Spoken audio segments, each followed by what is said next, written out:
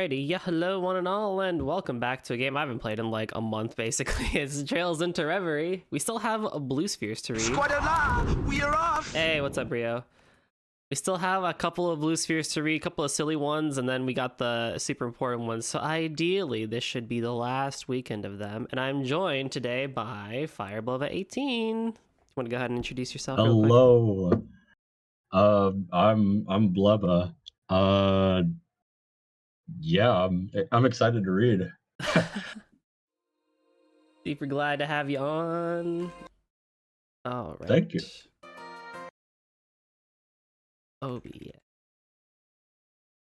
OBS still thinks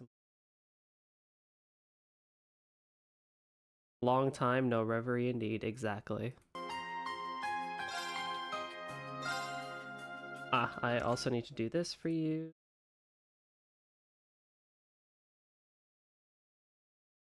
There we go.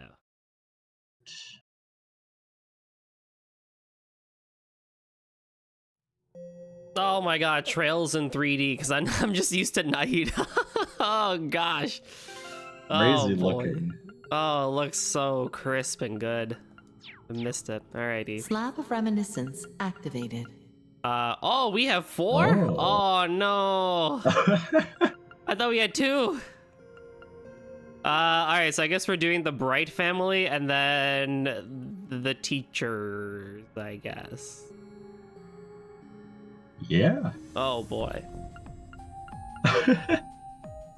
Well, let's see what we can get done. Maybe there's some shorter ones in here. We'll see. Maybe we can rick through all 4 of these. Oh joy. I believe in us. We got this. We got this. Now, so long as it's not like Unlimited Blade Crafts where we have a tournament section or something like that, then we're in a little trouble. Oh, right. Let me also double check that. Yeah, you know what? I think we're fine. Goldie coping already. Yeah.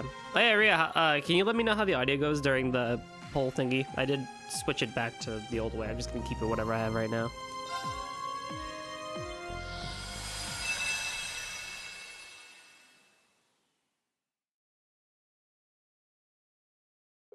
March 1207 of the Septian calendar. With Crossbow liberated and vows made between Olivier and Shara, things were finally starting to slow their roll. There was no better time to take a well-deserved family vacation, so we did just that, a very special destination in mind. Appreciate you, Rio. Ymir, the hot springs paradise. Oh, that's a great place for a vacation. Just get that crisp, cool Ymir air in your lungs. And now that we're all checked in, it's time to go do some tourism. All right. I feel like you've been drooling over the sights since we took the cable car in. Oh, Estelle, when are you going to start acting your age? Even Reen's parents were regarding you like an excitable child when saying hello. Sorry, I've just wanted to come here ever since he told us about it. And we couldn't skimp on our first family vacation with you as a Bright. Exactly. With how hard it is for Dad to find time these days, Adios knows when we'll get another. We gotta enjoy this to the max! How I wish that weren't the case. I hate how little time we get to spend together nowadays. In fact, I can't even remember when we had our last vacation together. And then when I've finally carved out the time for such a lovely occasion, I can't even ditch the uniform. We don't mind. If anything, we've got your work to thank for picking the vacation spot to pull this off. You going back and forth to Erebonia from home to discuss their army's future meant needing somewhere close to work. So? See? Everything worked out. They told you they probably wouldn't call you in anyway, right? So don't stress and take it easy. That's in the plan. I really hope you have a great time with us, Ren. Now, if you want to buy any presents for your classmates or anything, just say the word. Oh, really? Cute. Well, Amazing. if you're sure.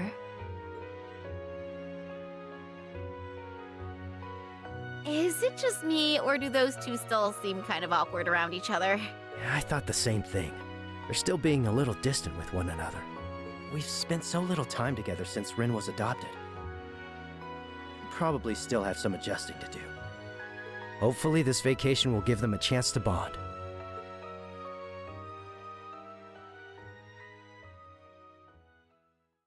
Daydream, a look on the bright side. The Bright family were excited to experience all they could of Ymir, shopping, relaxing in their footbaths, taking in the snow-kissed sights. This eventually led them out into Ymir Valley's edge, where they could see a mighty waterfall.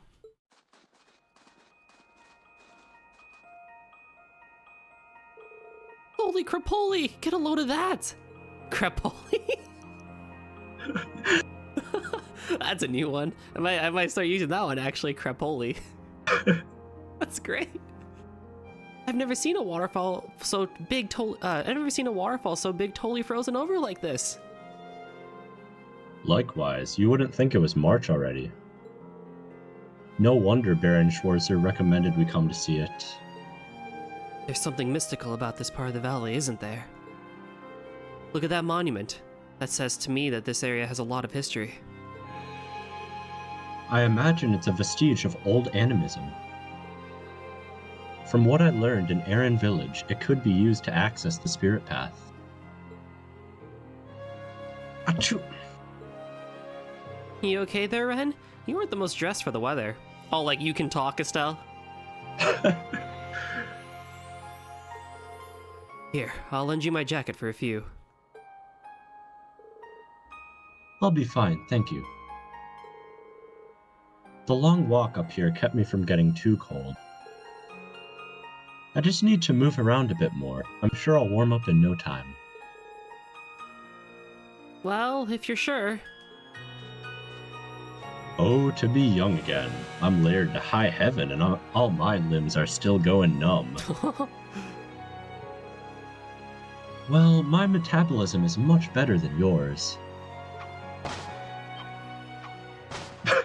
Oh my god. Hey, talk about a cheap shot. I've been itching to get a good snowball fight since I got here. Besides, I believe someone just said something about warming up through physical activity. I'm here in uniform today, so I can't play around too much. Or can't I? Oh, so there is some fire in that belly. What are we gonna say? You'll offer your jacket, Joshua? Your half torso jacket, half generous. No one's dressed properly, let's be real. Oh man.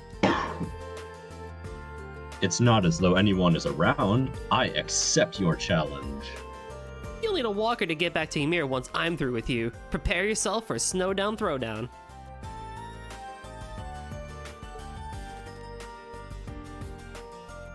Oh, that's a big paragraph.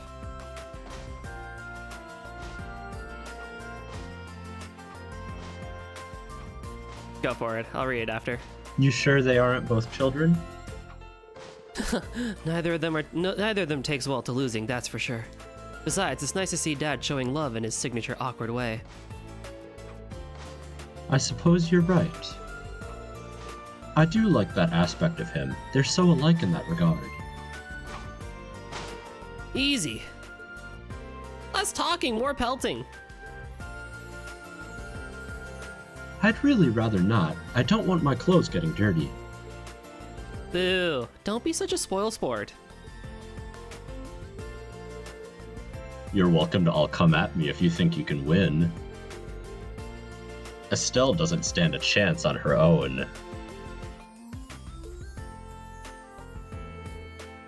Oh, you are so in for it now. We'll see who doesn't stand a chance when you've got a mouthful of snow. Too slow. Uh-oh. Oh no. Oh no. This is not ideal. Oopsie. Sorry about that, Mr. Boar. Honest mistake. I don't think he's going to accept your apology. I kind of started this, but we can't have him causing a scene here. Here we go again. See if you can subdue him, but don't hurt him more than necessary. I know. Embor. Embor. All right, let's see what Divine Wing had to say. Lapis has a weird way of saying stuff that Convo would see is still mind-boggling to me. He says he says I'm a bad person, and then she responds, I don't consider your past actions or what you do determines if your human being is human. I mean, I think I get what they're going for, but like actions can define a person. Like if someone killed innocents just because they enjoy doing it does not make them a bad person. Maybe I'm missing something. I think it's more so that like, yeah, I mean, if you use that exact example that you gave, like if you decide to just go out there and like kill a bunch of innocent people and then you think you could kind of like be like forgiven for that, no, that doesn't really make a whole lot of sense, right? But like from what is it, Rufus's perspective, it's like he, in a way, how do I want to say this? It's like, it's not like he wasn't trying, right? Like, because he thought about a lot of stuff, like we saw in his story and stuff like that, about how like he really wanted to like live up to the Albaran name. He really wanted to. Hey Juniper, how's it going? And he was like, he wanted to kind of live up to what Eustace was doing and stuff like that, and then he did, and he kind of figured out what he wanted to do with Osborne, but then he realized that was kind of like the wrong way of going about it. It's the serious. No, you're good. We're just discussing. And then when he got in jail, like he was definitely thinking about it. It just so happened, right, that the doppelganger showed up and started screwing stuff over, right? But it was through Lapis, really, that I think Rufus kind of saw that, like, hey, you know what? Like, yeah, I've done pretty shitty things in the past, but like I still have an opportunity to make them better because I still have some influx of power or something like that. Same thing with like Ian Grimwood, but my biases aside with Ian Grimwood, that dude should be dead. He should not be alive, but whatever. Definitely. I don't know if you have anything to add on to that, Pleva, with the whole C being C and everything. Not really. You did a pretty good job summarizing my thoughts. Oh my. Oh, it's just gonna do one of these little sneakily because they are super duper cool. Oh my god, it's Shane. How's it going, bro? Welcome to story time. To kick back and relax today as we discuss and tell some cool stories. So sneaky. Insert sneaky, thank you. Oh, sneaky, you're welcome.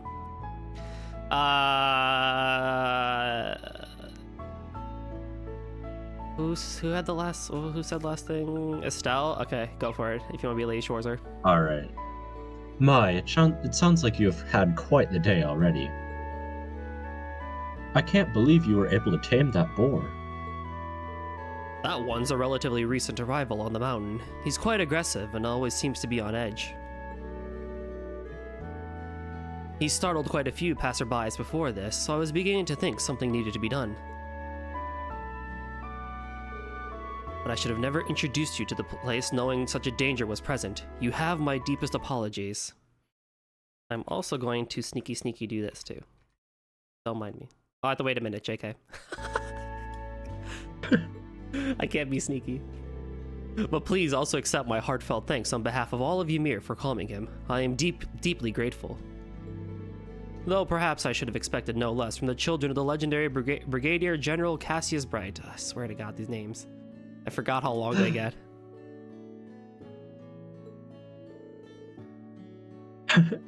Oh, it was nothing, really.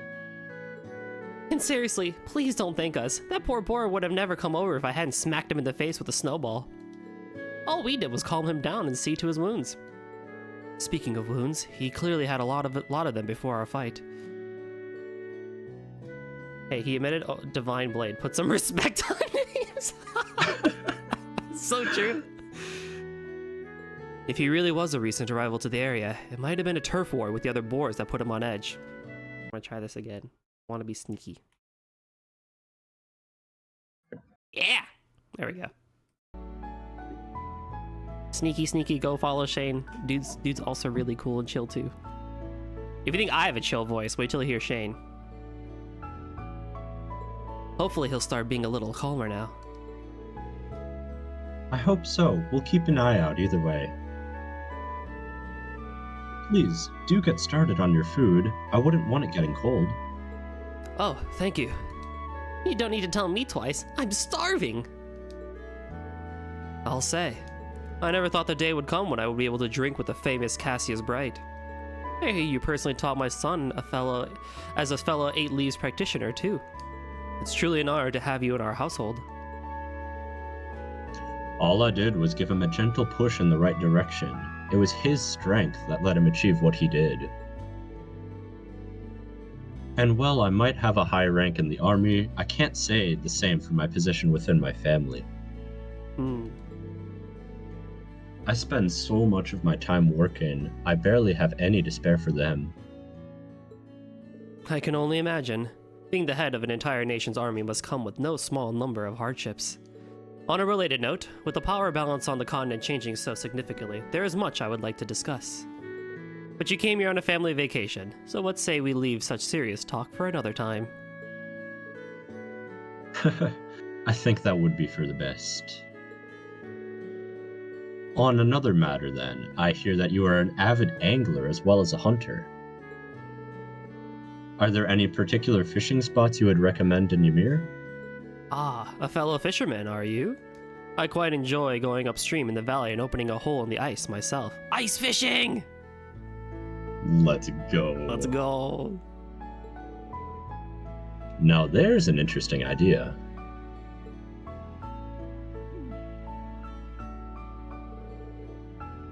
Those two certainly hit it off quickly. Roland might not have as much natural beauty as Ymir, but it still has its fair share. Perhaps that fact's helping them bond.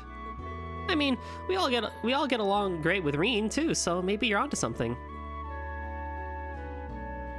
You know, it's so weird thinking of how my perception of Erebonia has changed over the years. Back in Liberl, it used to feel like this scary place really far away. But now it feels so close and dear to my heart.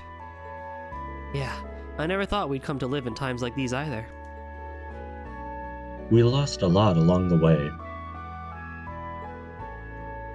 But I'm glad we can finally live together in peace like this.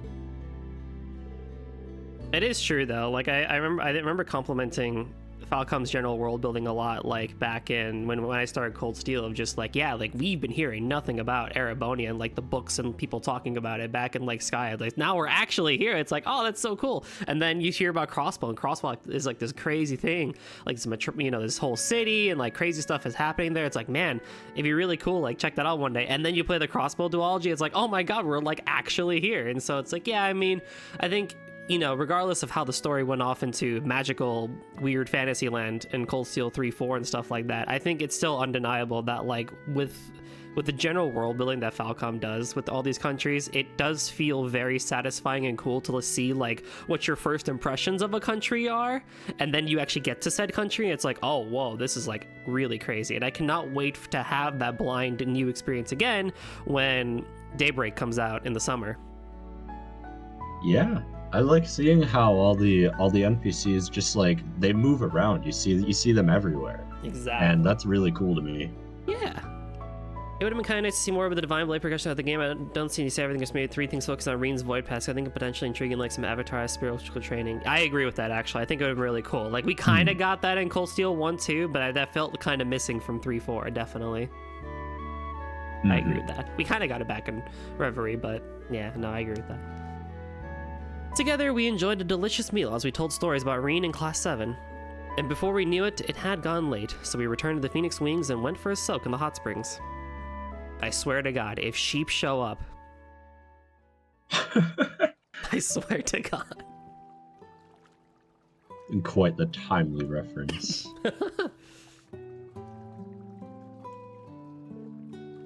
I can feel the stiffness in my back and shoulders from all that work melting away.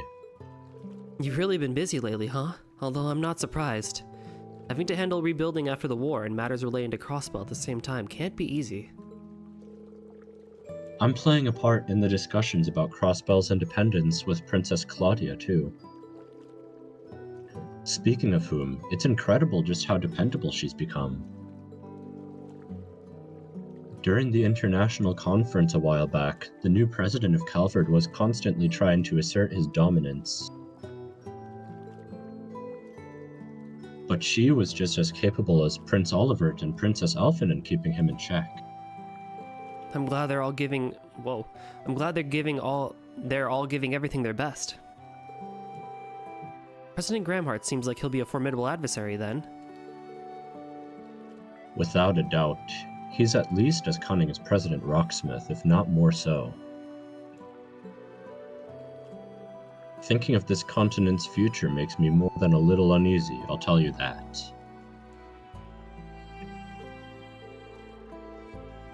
It's not just Calvert either. There are still worrying signs here in Erebonia.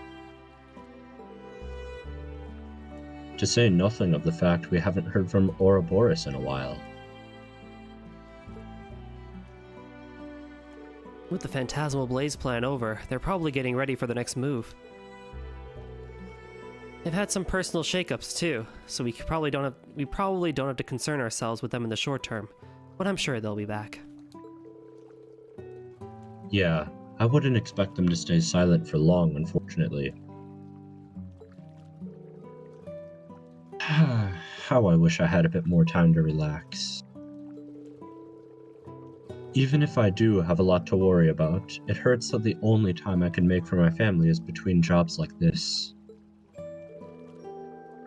I haven't much time to talk to Ren either, and always feel kept at arm's length when I do. I haven't been able to give you all the attention you deserve. I really want to going forward. I believe I speak for everyone when I say we'd love that. I don't think you need to worry too much about things with Ren, though. Right now, you're just not used to one another, so you're both uncomfortable letting the other get too close. As long as you don't give up, the wall between you will break on its own before long. I'm sure of it. You really have matured, Joshua. I hope you're right. Ren's part of our family now, so I want her to feel like it.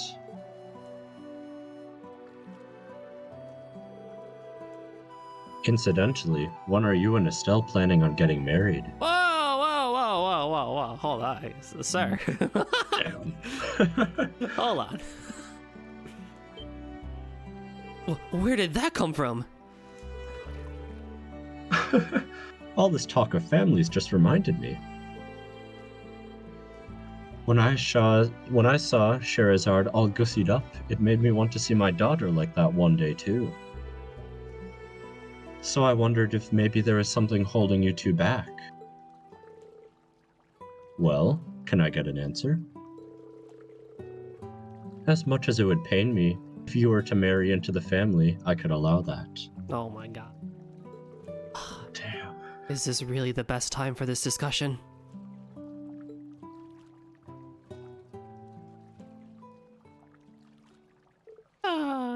We do need more Chloe in future games. I hope she comes back.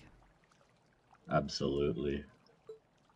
You just can't beat a good hot spring. Not even with a stick. It's like my whole body's on an express flight to Relaxville.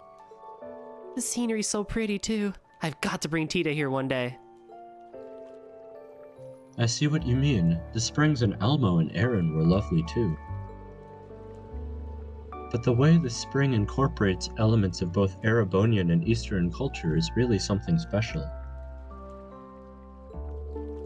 I'm so jealous you got to try the ones at Erin. I never got to go in the end. The idea of a little bath in a hidden village is so dreamy. I'll have to get someone to take me one day. How about we go to Erin for our next family vacation then? Oh yes, absolutely. That would be even harder to organize than this one was, but wouldn't it be nice if we could? What's up? Oh, it's nothing. It's just the fact that I'm on a family vacation at all hasn't fully sunk in yet. I think I finally understand why the Hayworths don't get bored of going to Michelin all the time. So that's what it was. Well, don't you worry, because the fun times we'll be having together are only just getting revved up. Got that meal with Harold's family to look forward to, haven't we? That's true. I'm going to have to tell them about you hitting that boar with a snowball. Exactly. Please don't bring that up and embarrass me. I feel like people are starting to think of me as an adult, and that'll ruin it. It's so in character for you, though. By the way, you and Joshua are going to Crossbell soon, right? Does that have anything to do with the consulates Erebonia and Calvard plan to open there? Yeah, we were asked to escort the secretaries who'll be working at them safely into Crossbell. It was a direct request from Ambassadors, Cochrane and what the heck? Cochrane and Cranog too, so we've got to do a good job at it. Sure, that's how those names are. A lot of characters that I noticed, guys. Oh no, it's nothing. Yeah, it's a common thing. Trails into Reverie. Hey Eric, what's up? Oh, I see. It seems like I'll be best acting on my own after all then. What do you mean no audio? Oh, you don't have audio. Whew, scared the heck out of me. You're just popping and say, okay, gotcha.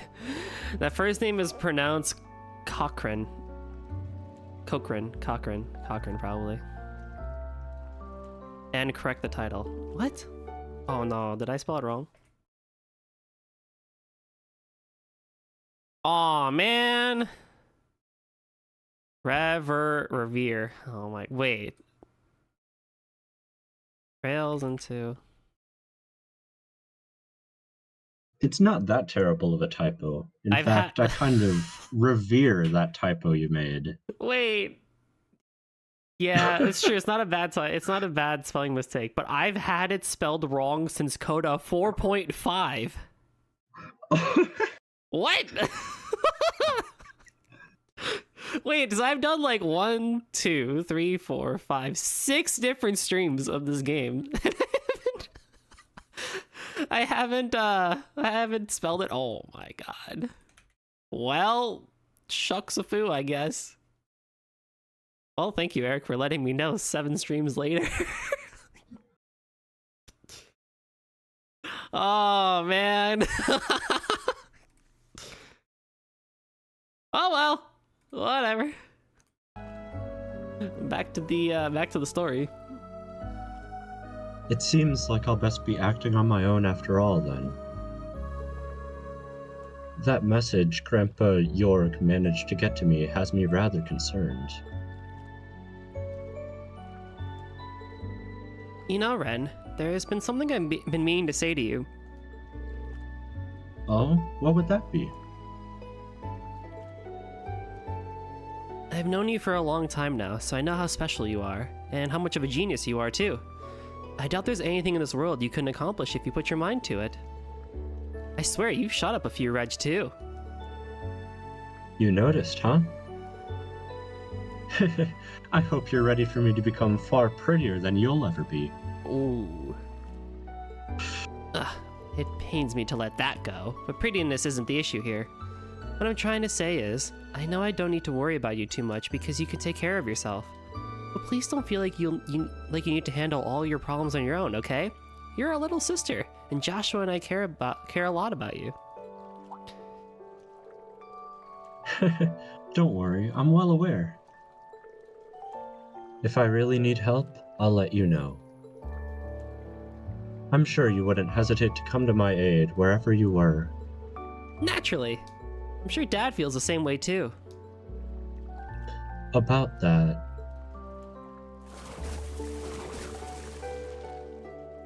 What's going on here, gals? Can dear old Dad join in? Daddy, no.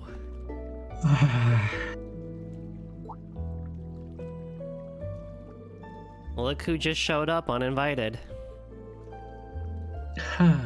Only a real boor would interrupt 2 ladies having a private conversation. You might want to rethink your behavior before all the women of the world start hating you. My daughter's words are like daggers to my heart.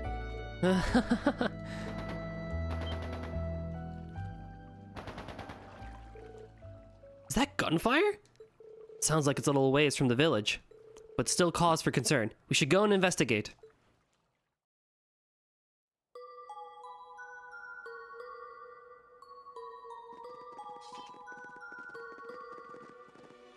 I didn't expect all of you to show up. It's not like we could just ignore the sound of gunfire. Do you know what's going on? Not yet, but there seems to be a battle going on in the valley. Occasionally, we can hear the sound of a boar's cry amidst the gunfire, too. There's no sign the village is in any danger so far. But this isn't something we can ignore. Could we ask you to stay in Ymir for now until we know it's safe? Your consideration is appreciated, but we're no ordinary tourists. We'll take care of the investigation. Could you make sure everyone in the village is ready to evacuate in the meantime? But... You know, you're probably right. This is a task best left to bracers. But as long as you're here, you are our guests, so please take care. Will do! This time, I won't stand idly by. We need to repay our hosts for their generosity, after all. Naturally, that goes for me, too. We're counting on you both.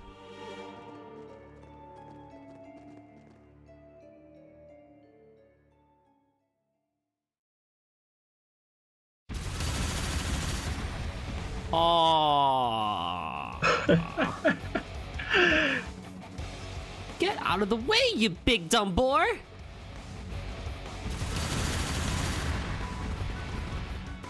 Give me a break. You must know you can't hurt me by now. Just get lost. That's enough.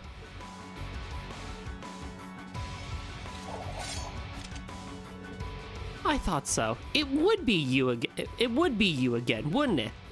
What are you even doing here? Estelle Bright? Why are you here? And why do you have two ex-enforcers and Cassius Bright with you? I feel like we're going to be running into you for the rest of our days. If it isn't Gilbert Stein, steward of the former mayor of Rouen, you're still wanted in Liberl, I'll have you know. We just finished making you better, and now you're all hurt again. Run along now, okay?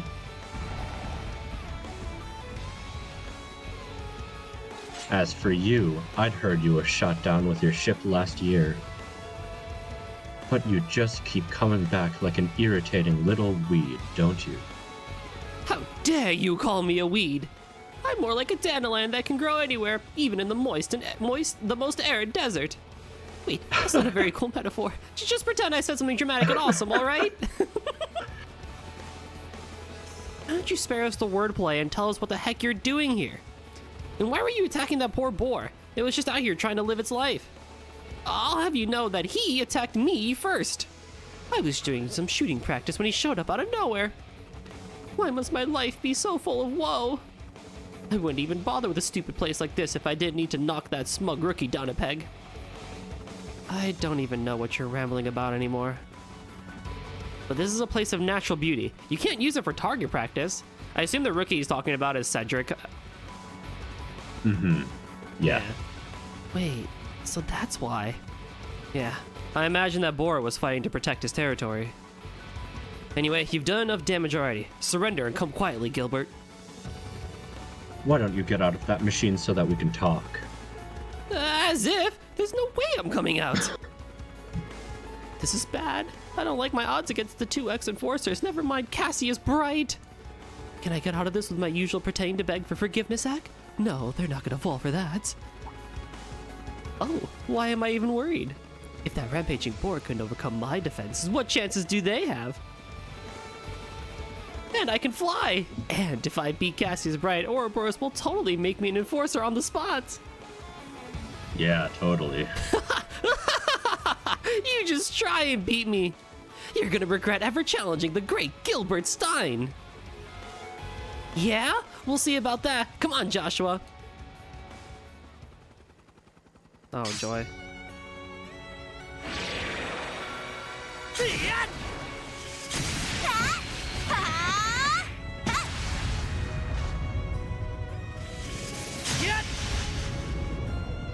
Ooh.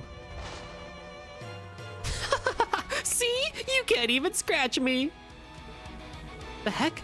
Since when was this thing so tough? That barrier is extremely powerful.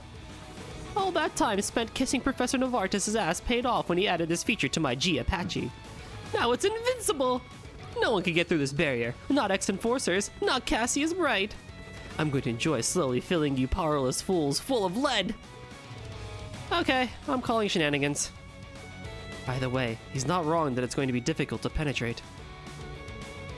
Unfortunately so, a high-density barrier like that could repel even a point-blank shot from a cannon. We regret many things with regards to you, Gilbert. I don't remember that G-Apache being able to generate this much energy. Which means... Huh? Where'd my barrier go? And, Ow, ow, ow! Why is this thing so hot all of a sudden?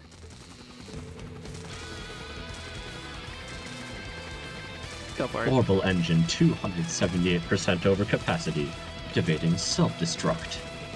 What? I think it's going berserk. It's not gonna blow up, is it? I'm afraid it looks that way. That craft's orbital engine was never meant to power such a potent barrier. Could the professor's mind have been elsewhere when you begged him to add that? He did a very shoddy job. This can't be happening. We can't let it detonate on a snowy mountain like this. It could cause an avalanche. I'm with you there. We gotta stop it from exploding so no harm comes to Ymir. Leave this to me. I'll launch that craft high into the air so it can explode somewhere safer. Oh my. Can you even do that? That won't be easy even for you, surely? Ha! This is nothing, but I will need some time to gather the energy for it. It's going to be a gamble whether I can direct it somewhere it can explode safely, but I'm sure I can pull it off. It's times like these when I've got to be a dad you can be proud of. We believe in you. I'm not opposed to a gamble, but I can help make your odds a little better. While I'm helping buy time, I'll use the valley's terrain and climate to calculate the safest place for it to detonate. Perfect. I'm counting on you then. Can you two help her buy time? Yeah, because I was totally gonna sit here making snow angels. All right, let's do this, guys. Bless Estelle Bright. They've never had a character like her in an RPG since her, have we? Oh, she's so good. Literally. Right behind you. Let us begin. Watch yourselves. This will be tough. Oh god. How to play game again. Swiftly. Oh, and this is the weird sprite where Gilbert's mouth is all weird. Oh yeah, it's stuck that way. And go! Here's kicker! Ready to go. Yeah, I think the audio is fine. It's probably a bit on the loud end, but whatever.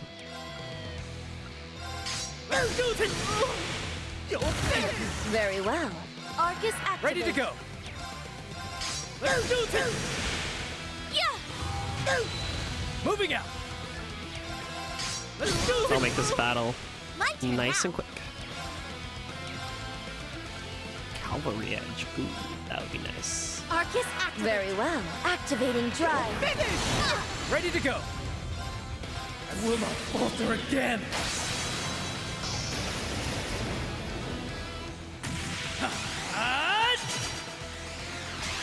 Ready. Oh, and Estelle got muted. Alright, that's fine. Or sealed, I mean. Rest in peace. Fine. Didn't even need it. Very well.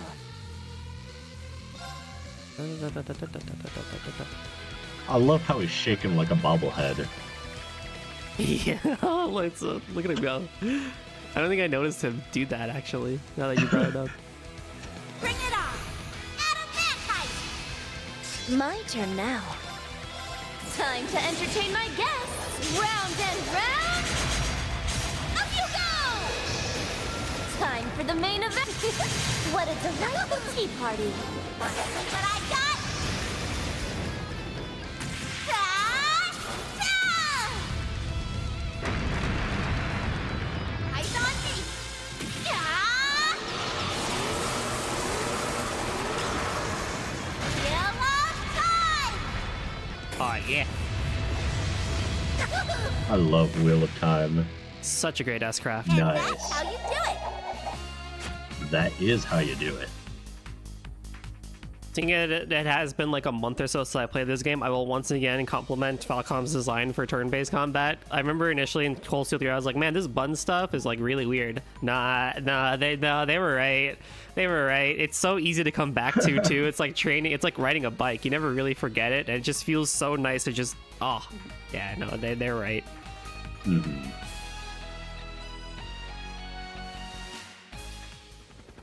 Yeah! I say, you useless lump of metal! Radios, spare me! Dad, Ren! It's all up to you now. The safest location to detonate is at 9 o'clock. Got it. Leave this to me. You've got this! I believe in you, Cassius. Dad. Oh. Whether it's Cassius or something else, I'm just happy you think of me as family. But I have to admit, you calling me Dad does get me a lot more fired up. Daddius. Amazing. Ah! This isn't cool! Why does everything always have to end like this? I'll be back! Because you know what Gilbert Stein never does? He never gives up!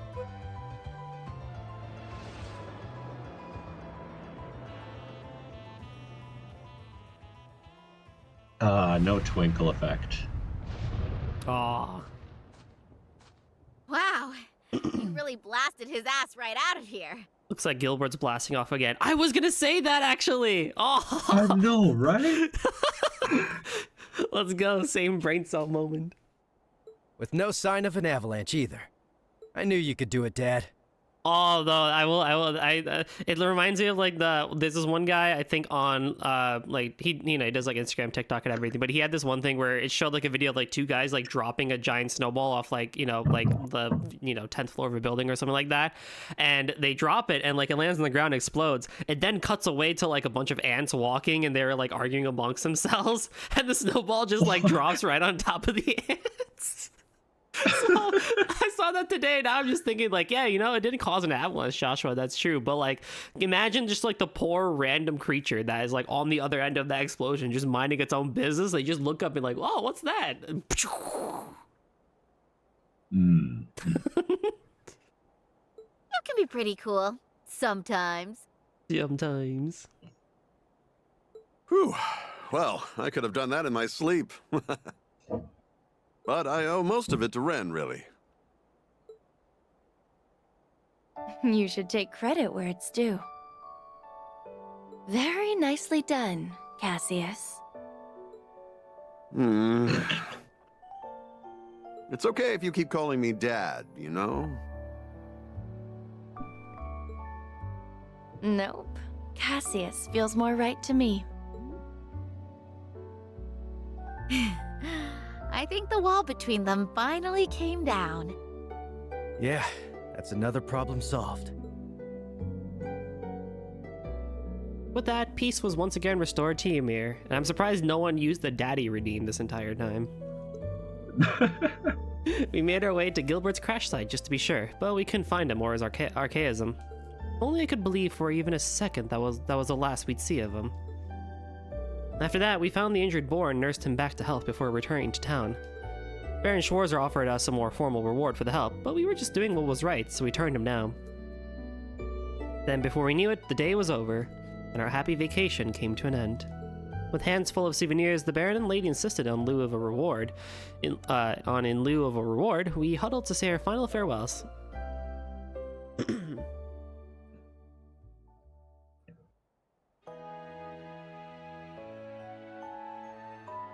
Thank you both so much.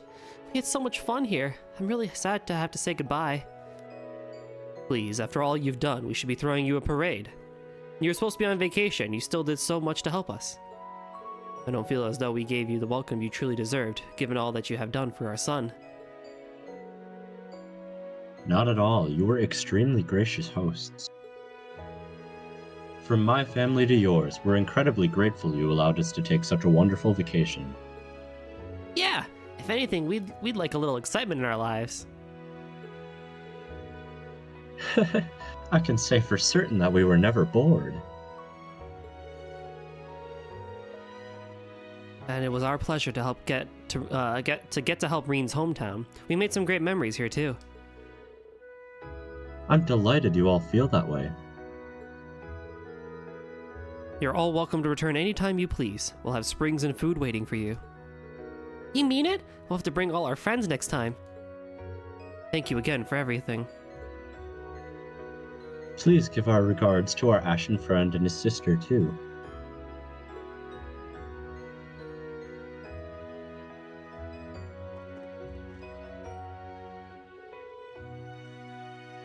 What a lovely family they are. I couldn't agree more. They seem to brighten their surroundings just by being there. I'd heard nothing but good things about them, of course, but the rumors were easily surpassed. I quite agree. I hope we can meet them again one day.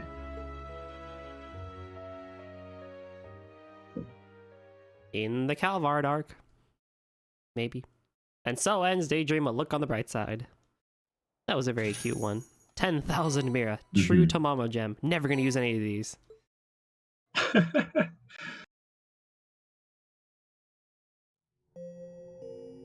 Alrighty.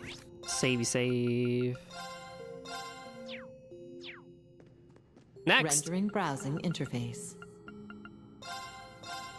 All right. I'm curious what the purpose of this one is, given the characters that were on the title card there. Early March 1207 of the Septian calendar. After commanding the Weisland army in the war, the one-time head of Lemaire's forces was set to remain principal of Thor's branch campus. To that end, she found herself poring over reams of paperwork. Ah, yes, here we go.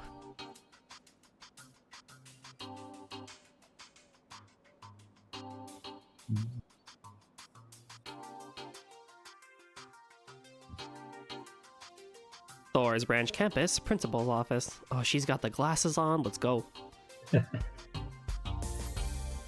There. I suppose it's about time for a break.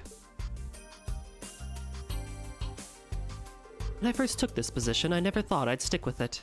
But thinking about the changing landscape of the continent, there's great significance behind staying here. I never planned on going back to the provincial army anyway. I need to put my all into being the principal, for Lady Mildine as well.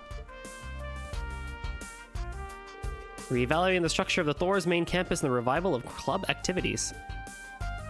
The main campus is going to see major changes, and the branch campus is going to expand in scope. In addition to reshuffling of the teaching staff, more hands will be brought on board, and the number of students will increase greatly. For now, it looks like I'll be in charge of the arts. Instructor Mary and I will have to coordinate not just when it comes to classes, but clubs as well. If I remember correctly, she's currently back home taking some time off. I remember when she came to me to talk about her romantic woes. It was at the farewell party the night before the Battle of Jormungand, and I believe Wallace was there as well.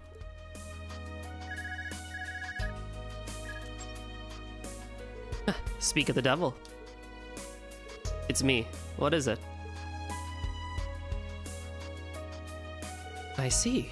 Understood. Well now, this should be fun.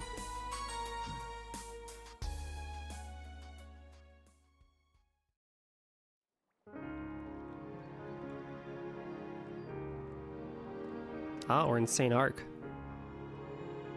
Count Althem's We residence. get to hear the St. Arc theme again. Yeah, the old capital. A very pretty St. Arc theme.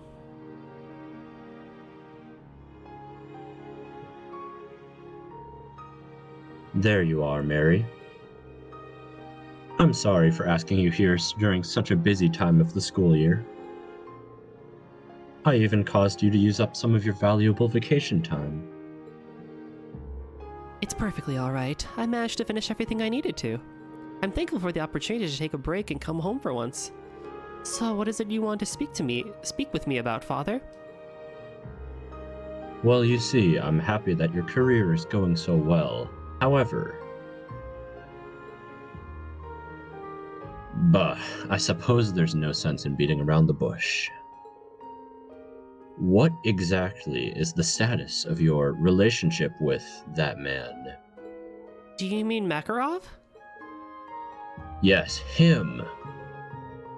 That scruffy-looking commoner with no sense for the fine arts. Oh my. I learned you two had been seeing each other for over a year, the night before the Great War started. Alright, you know what? In his defense, that's the worst time to learn that your daughter has a boyfriend. I can't blame him.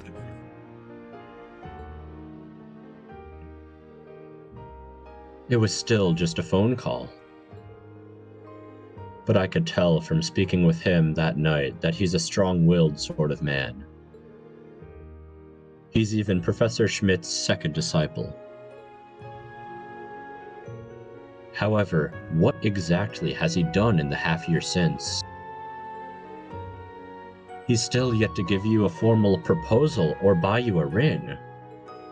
Yes, but I thought you accepted his explanation when we came to visit. You mean after the war? To be frank, Professor Schmidt still has yet to recognize any of the results I've produced thus far. Until that happens, I won't feel as though I've earned my keep as professional researcher. Once I've accomplished that, then and only then will I be ready to settle down with Mary. So please, I ask that you remain patient for a little while longer. I just need a bit more time. His words were quite impactful, but they lacked convincing. To make matters worse, I haven't heard a single word from him since. Just what are these results he spoke of? Isn't he an instructor first and foremost like yourself? He is, but here's the thing. He's making this cool VR game where you play as like a giant robot and like shoot and slash things. You wouldn't understand that. I think he solos, honestly.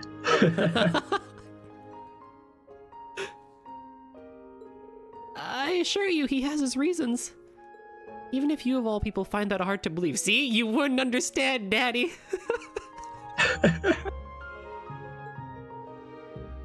Enough. I'd rather move on from discussing him. I summoned you here today to talk about something else entirely. You have a marriage interview coming soon, Mary. Pardon? What in the world are you talking about? I respect the feelings you hold for that man. However, I can tell on how unsatisfied his hesitancy has left you. You say he has his reasons, but not even you understand what results he's searching for, do you? No, not specifically. But he still has my support regardless. That may be, but I can't simply stand by and let you wallow in suspense like this. As for this interview, someone very respected was willing to arrange this meeting. It would reflect poorly on our house should you refuse to go through with it now. It's scheduled for tomorrow. I can expect you to be there, yes? This is all so sudden. You've put me into a position where I can't refuse. Let me be clear. I'm not forcing you to marry this person. I simply want you to keep your options open. As they see, experience is everything in life. As for who the suitor is, I'll leave that as a surprise. His character is even higher than his social standing, I assure you. Reen Schwarzer. That would be a little strange.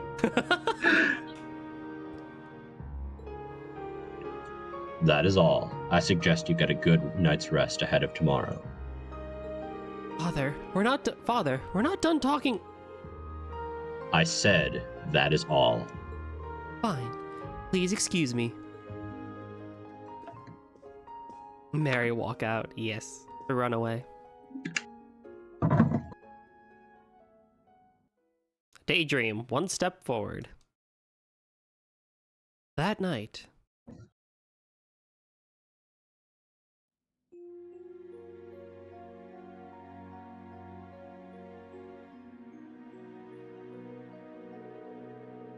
You know what? You take Makarov.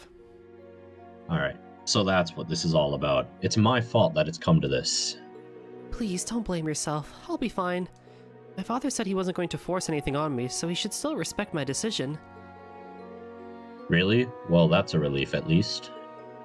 So does that mean you were at least a little concerned about losing me?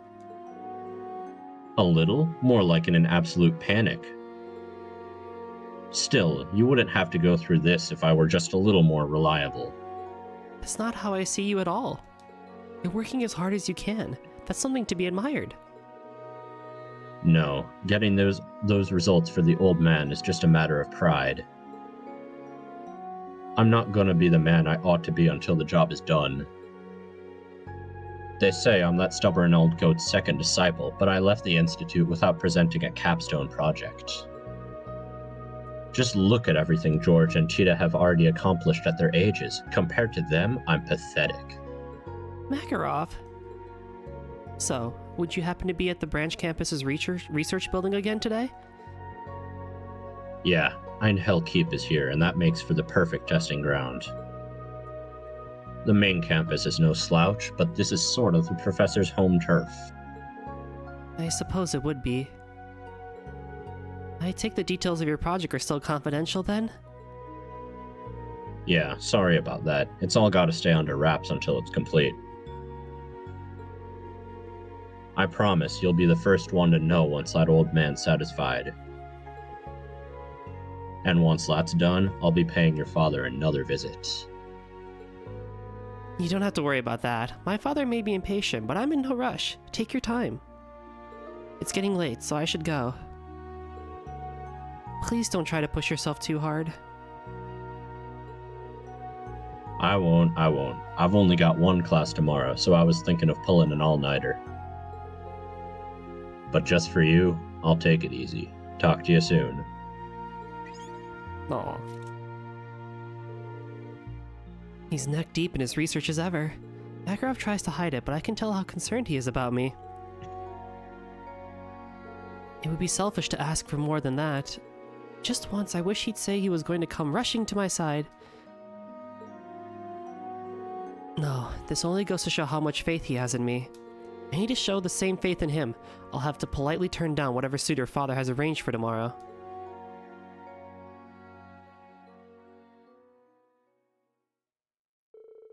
And so the day of the arranged marriage meeting arrived.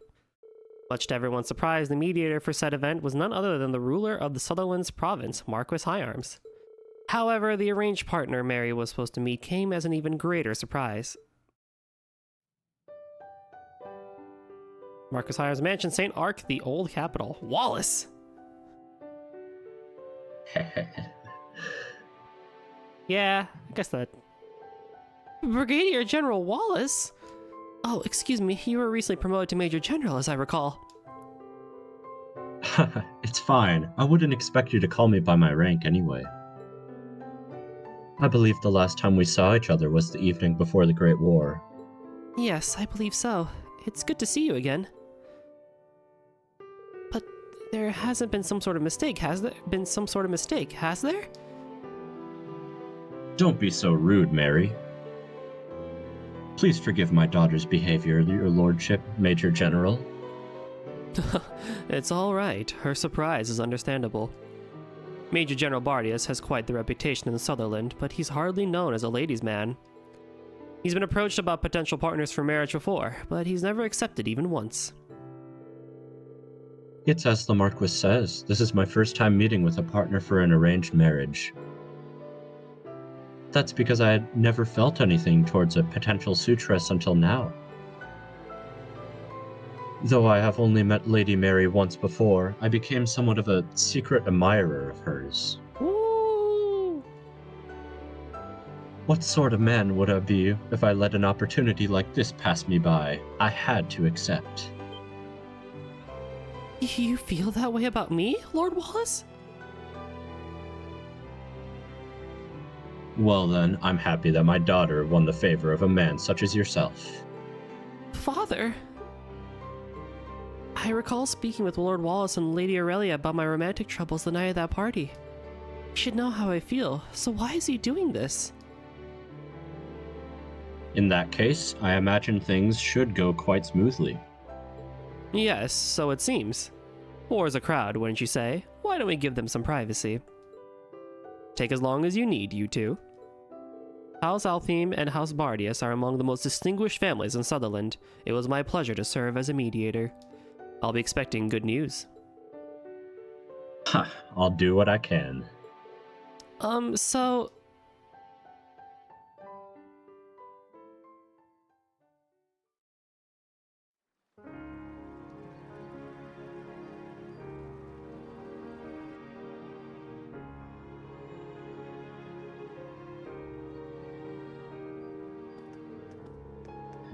St. Arc truly is a wonderful and charming city, don't you think? Before it was the chalk color it is today, it was the shining white beacon that served as the capital following the calamity of the Dark Ages. And once peace returned, it became the home to Erebonia's renaissance of the fine arts. Correct. It's said that Sutherland's warmer climate played a hand in sparking people's interest and desire for the arts. That's how House Altheme came to own several works of art from the era of the old capital. What about your house, Lord Wallace? Well, House Bardius planted its roots in Erebonia after the War of the Lions, so it has a lot of heirlooms from that era. Still, I've always been fonder of paintings and music personally. That's part of what draws me to you as a teacher of the arts.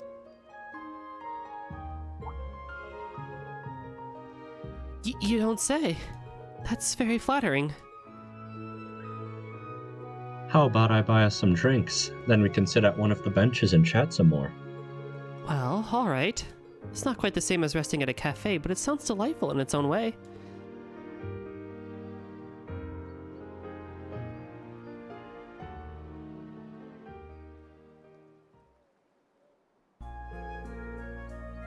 Huh, I had never thought of it that way.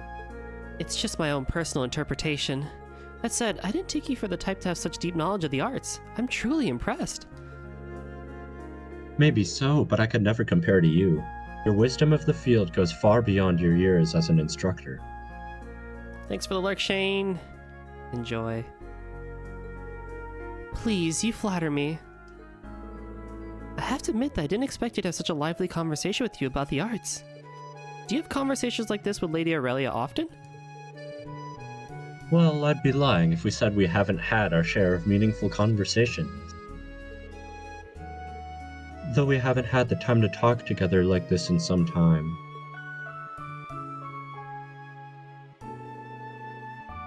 My apologies for bringing this up so suddenly, Lady Mary.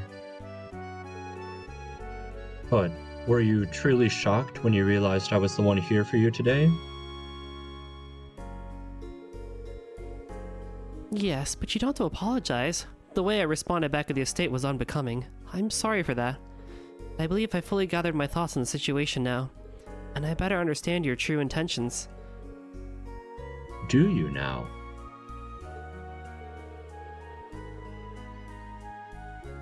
I haven't forgotten the advice you gave me on matters of the heart during the send-off party before the war. If I had to guess, you're doing this to help my family retain its respect. You took this meeting knowing full well how it would end, didn't you? I'm, truly sorry for getting you involved in House Altheme's internal matters.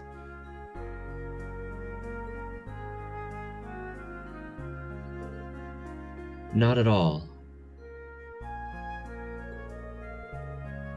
I believe there's been a fundamental misunderstanding between us. There has? I spoke the truth when I said that I was quite fond of you. Did you think those weren't my true feelings? Pardon? I'm well aware of how you feel towards Makarov. Given that, it may be uncouth of me to confess my feelings to you now, of all times. Though just the same as him, I'm at the age where it's time I start to seriously consider marriage. Even if there are obstacles in my way. Uh-huh. It's only natural I give an earnest attempt to pursue someone who would be a good fit as my partner. And that someone is me? Yes, and it all started on the night of that party. I saw how wholeheartedly and loyally you cared for Makarov. Irrational as it may be, that drew me to you. So much so that I quietly grew to resent him for making you wait like you have. Oh. I couldn't help but think that I would never treat you that way. Damn. Dang. Dang.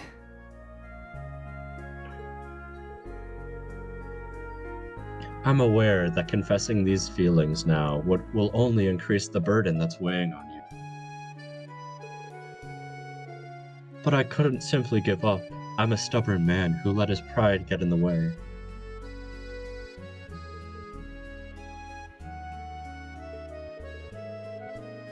I'm sorry, Lady Mary. I can only imagine how confusing this must be for you. Nevertheless, I want you to understand that my feelings are genuine. Is he serious? But if you still don't believe me, then there's somewhere I'd like to have you accompany me. Would you do the honor? I'm still waiting for like him to be like, it was just a ruse by Principal Aurelia to get you to be with Makarov, but he's actually going for it. I know, right? You were referring? Yeah. You're referring to Chardon Boutique? But why here? Because there's something I'd like to get for you, if that's alright. Consider it a testament to just how sincere my feelings are. This is the most relationship drama we've had in Trails in a while. It's honestly, though. I was not expecting it to be these two. Yeah.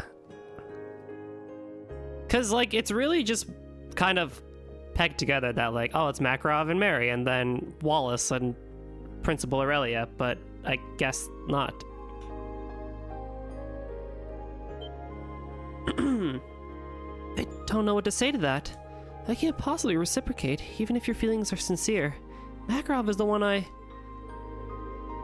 As I said, I'm well aware that what I'm doing is rather unrefined and possibly even unreasonable. All I ask is that you hear me out. I get the sense there's something about your and Makarov's relationship that is still in doubt. That's because... he's not necessarily wrong. Father has picked up on that too. That's why he's been so concerned. That look on your face tells me you're aware of this as well. All the more reason I can't simply back down.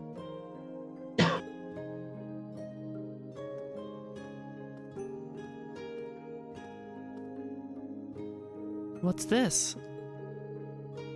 I know a ring would be a bit too sudden, but I hope you can accept this. Wallace presented Mary with a stunning corsage. Is this a Marguerite corsage?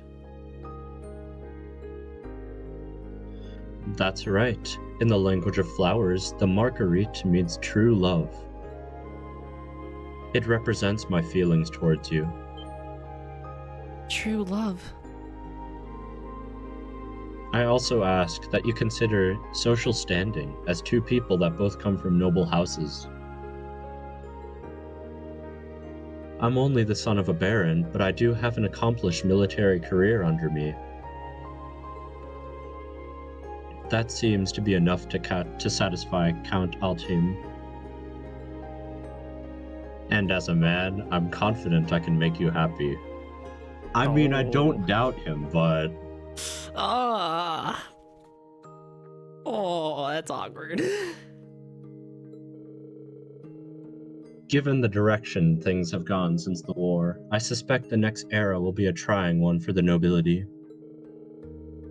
Our house could support one another through it if we were together. I suppose that's true.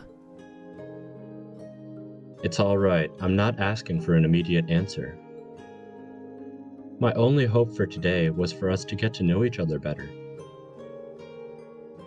I know how unreasonable it would be to expect an answer so soon.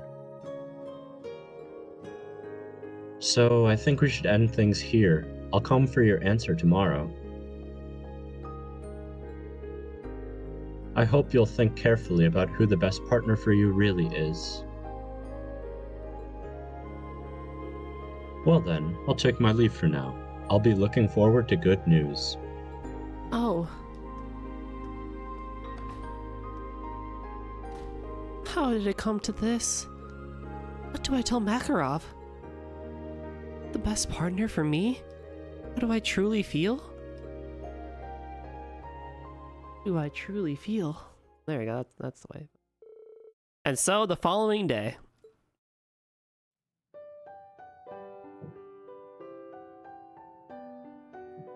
It sounds as though the two of you had quite the productive day yesterday. I understand you asked us here because there's something you want to say. What is it? Could it be that you've agreed to accept the Major General as a suitor? I'm ready for your answer if you are, Lady Mary. Very well. I spent all of last night giving serious consideration to my response. While I'm incredibly flattered and grateful for your feelings, Lord Wallace, I'm afraid I cannot return them. Are you certain? Oh dear. Might I ask why? It's rather simple. Because I am in love with Makarov. Are you really? Yes. Please forgive me for being rude. But you're sure that love is real? Oh my god, Wallace. He's yo, he is gunning for it.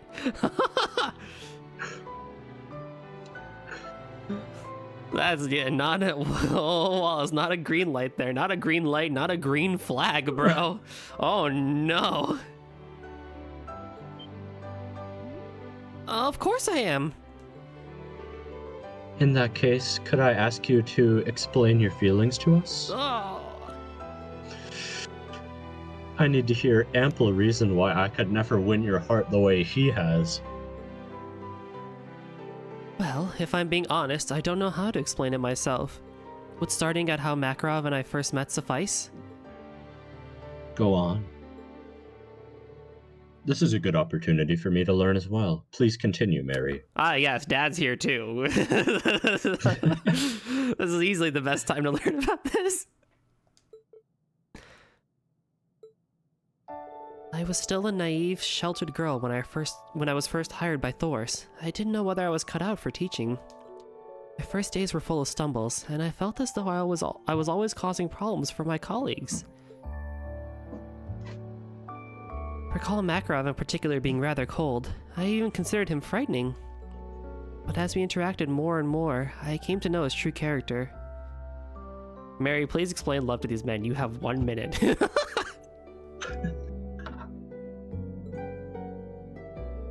Yes, at first glance he can seem slovenly and come across as aloof.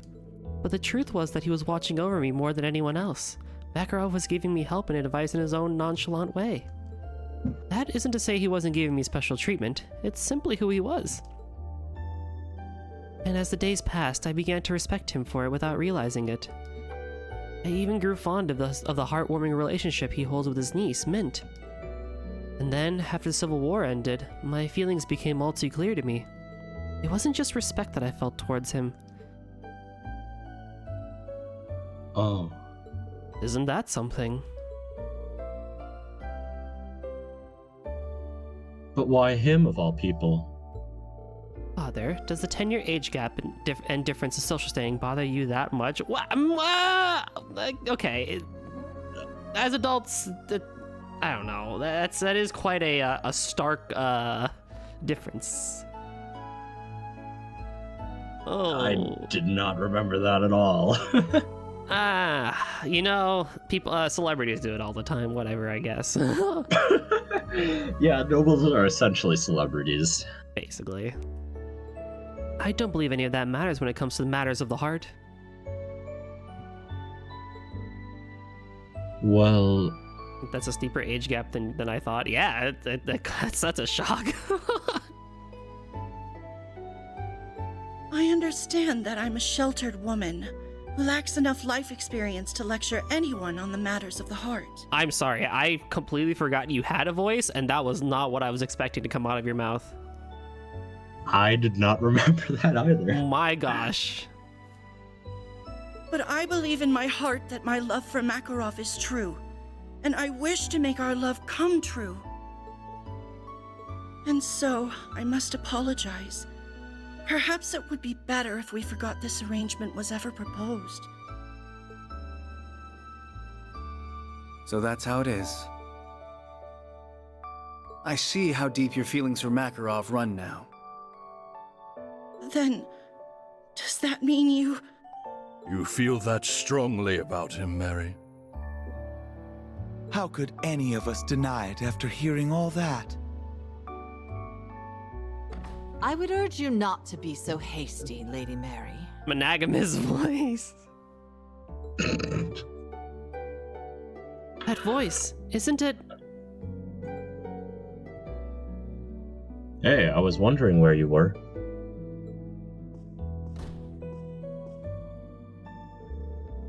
Please pardon my intrusion, Lord High Arms and Count Altheme. I understand an arranged marriage is being discussed today. It was only right for me to drop what I was doing to come straight here. Whatever do you mean? Are you saying you're in favor of this arranged marriage, your ladyship? That I am. Why? I cannot deny that your feelings for Makarov are genuine, Lady Mary. However... Right, there's still the matter of how Makarov himself feels. I can recognize that you indeed love him, but what if that love is unrequited? His tone is so much more serious than before. I assure you that isn't the case. I know he feels the same about me. If that's the case, why is it that you two haven't been seeing each other as much as of late? Did he not leave you behind and take his research to the branch campus hangar? Yes, he has been in leaves. But that's because there's an important project Makarov has no choice but to finish. You don't sound very sure of yourself, Lady Mary. Again, I cannot deny that the two of you share a genuine bond. But could the same not become true of yourself and Wallace? Can we not gaslight Mary into a relationship she doesn't want to be in? God dang. I've known this man since we were students, and never once has he let me down. He has always met my expectations and lent his support as a noble, a soldier, and a comrade. And if directed that loyalty to someone he loved, I have no doubt he would devote himself to them. He would never leave your side or keep you waiting. He would live up to your expectations and become a better partner than you or Makarov ever could. Something tells me you suspect that as well. What is happening in this Bluestone? This is a weird episode of The Bachelorette, I'll tell you.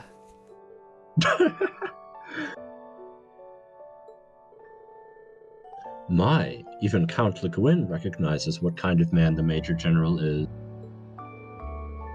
Mary, I understand how sincere your feelings are. All I want is for you to choose a partner who will prioritize your happiness above all else. That is my only wish as your father. I know, Father, but... I can't possibly change how I feel so easily. What can I say to them? They keep saying they understand her feelings and then ignore her feelings. Exactly. Makarov, Now hold your horses. Finally. Let's go. If anybody's gonna be by Mary's side, it should be me. Makarov. Looks like we made it just in the nick of time. What a shame. I was hoping to see what would happen if it took you longer. You can be a real bully sometimes, you know that?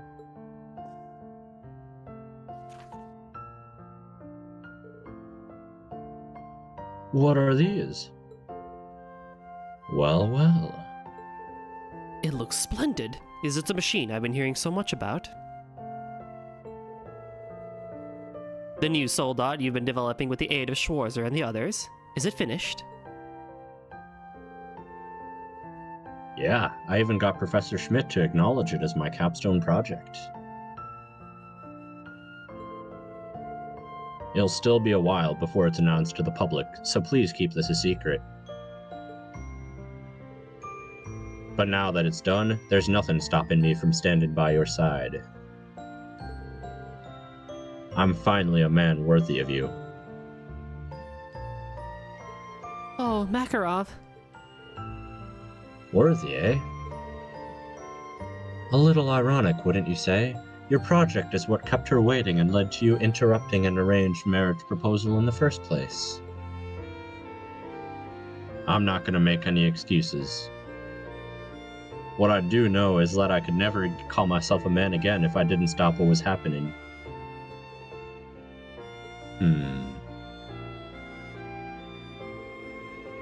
I know I half-ass some important things when it comes to a lot of things in life. I'm always shooting myself in the foot, be it with research or Mary. But she loves me for who I am. And better yet, she's the most devoted person I've ever met, and I'm not just talking about our relationship. Mary has everything I lack. She's the other half I've been missing. She's also the most beautiful and charming woman I've ever met.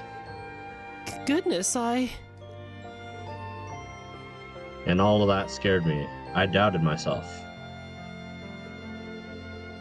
I may be older than her, but I'm hardly any more experienced when it comes to love and all that. Do I even deserve to be with her?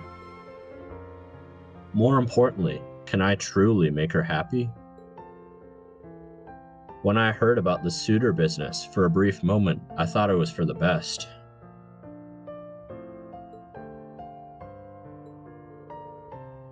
I simply lacked confidence in myself. Deep down, I knew that producing results with my research was only an excuse. But now I have what it takes to harden my resolve. I'm not going to deceive Mary or myself anymore. I'm sorry, Major General, but I'm not letting you or anyone else have her. I don't care about our difference in social standing, how decorated you are, or if you're better suited for her than I am. Nothing's gonna change how I feel about her. Makarov. You tell him.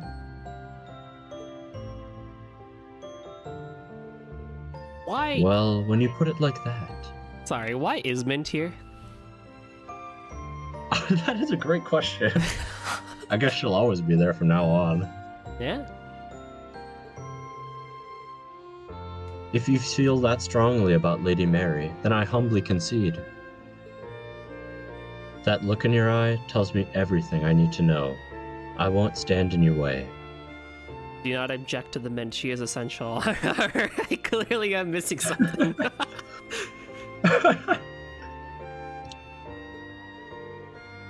It was a very heartfelt speech. But are you sure this is what you want, Mary? I am, Father.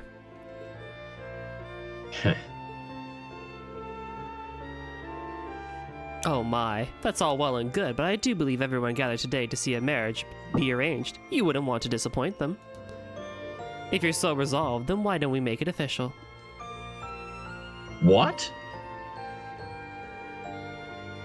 Agreed. I think that would be an entertaining way to close out the afternoon. What do you think, Lord High Arms and Count Altium?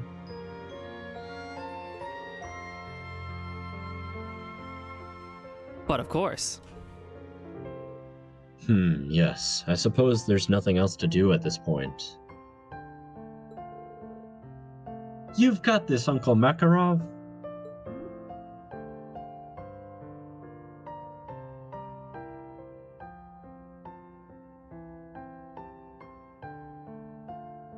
I'm not a perfect man. I'm still immature in a lot of ways, and I know I can be a handful at times.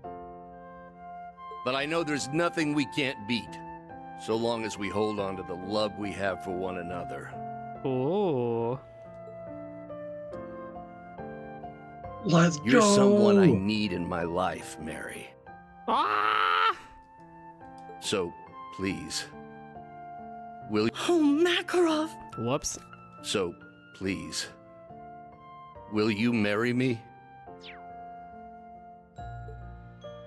Of course I will. Nothing would make me happier. Woo! Let's go. Let's go.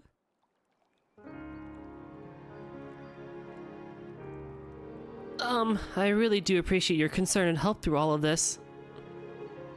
Sorry about all the fuss, your lordship.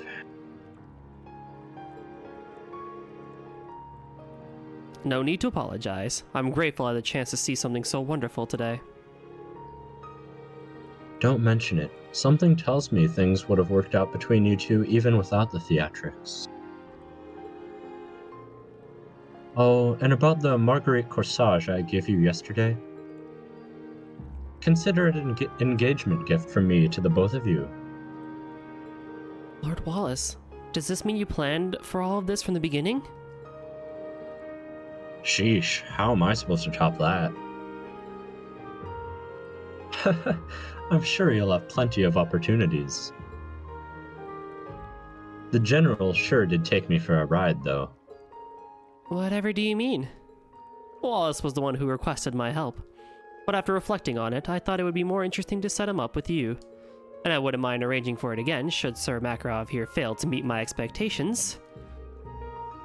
I'll pass on incurring that wrath, thanks. You really are something else, you know that?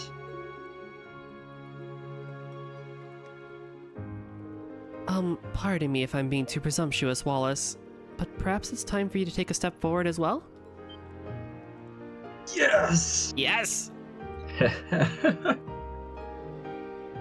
You got me there. Yes! Hmm?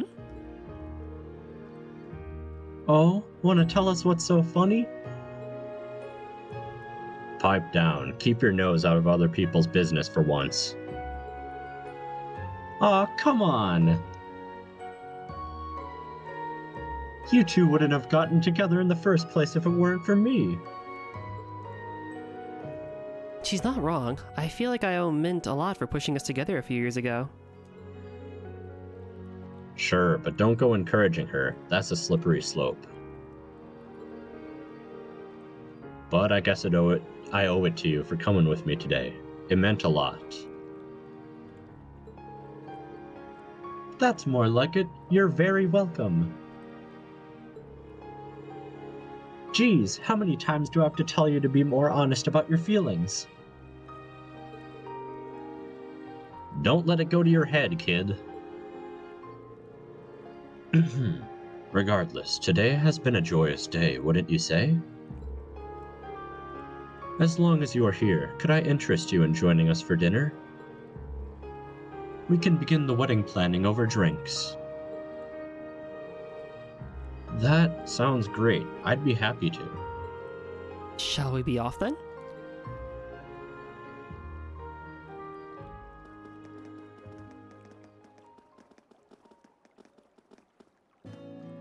People have a way of defying expectations, don't they? Lady Mary was certainly surprised, but I also didn't expect Sir Makarov to fight so valiantly.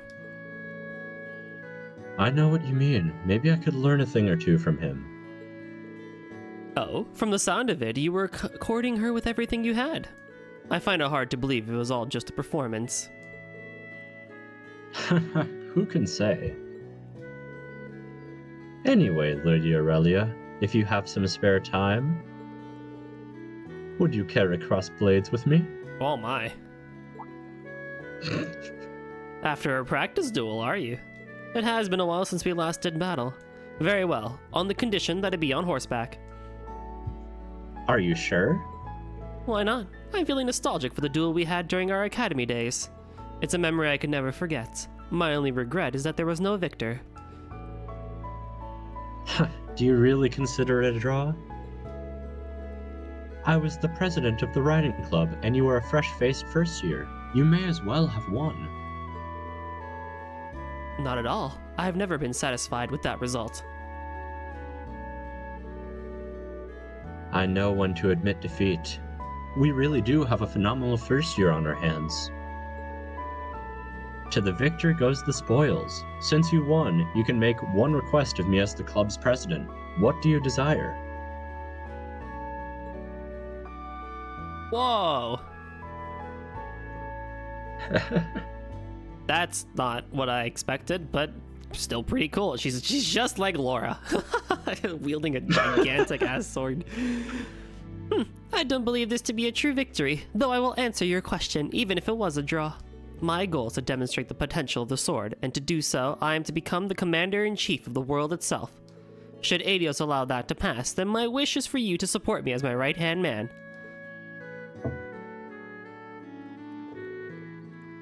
That day really takes me back. In retrospect, that was probably where it all began. Why the smirk? It's nothing, just thinking this is a good opportunity. I'll face you with everything I have so that this duel's outcome will be more to your liking. Will you now? I should be the one telling you that. I have no intention of losing here, Sir Wallace Bardius. I can't remember the last time you were so formal to me. But enough talk. Prepare yourself, Aurelia Le Guin.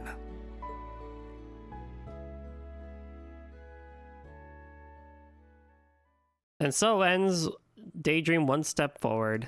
I don't think we needed that one. I don't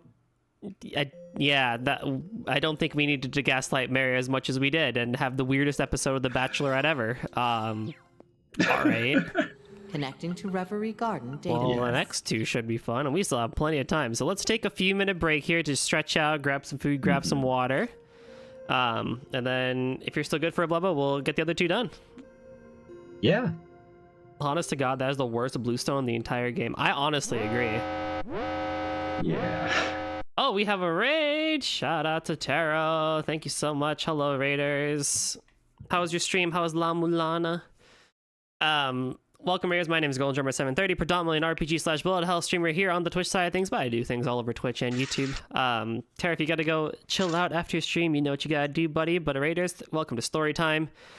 With myself and Blubba today as our guest. We're gonna be taking just a few minute break here just to get some water and stretch out and stuff like that, and then we'll do another couple of story times as well. So grab a snack, grab a blanket, and get comfy for that. We will be right back.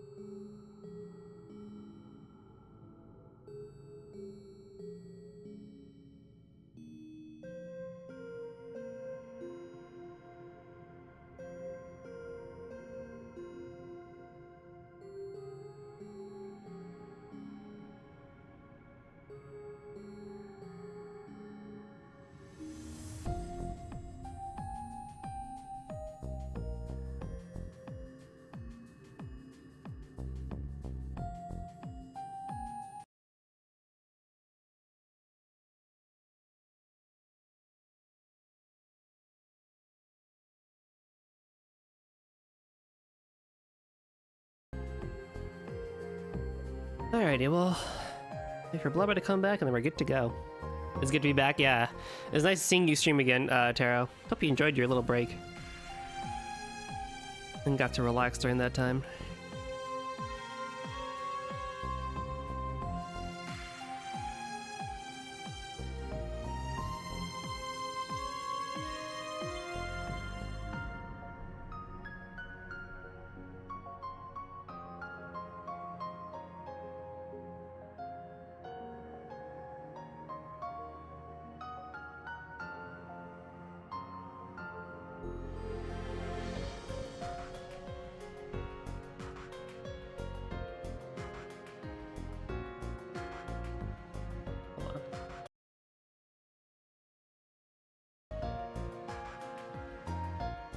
I gotta think about the whole thing. I'll probably take it easy for now. I really shouldn't stress that much on it. You should not, definitely. You be back in a few minutes? No worries. No worries. Alright, I am back. Alrighty. You were good to go as well. Hold on, wait. Let me fill my water first. Yeah, I definitely need that.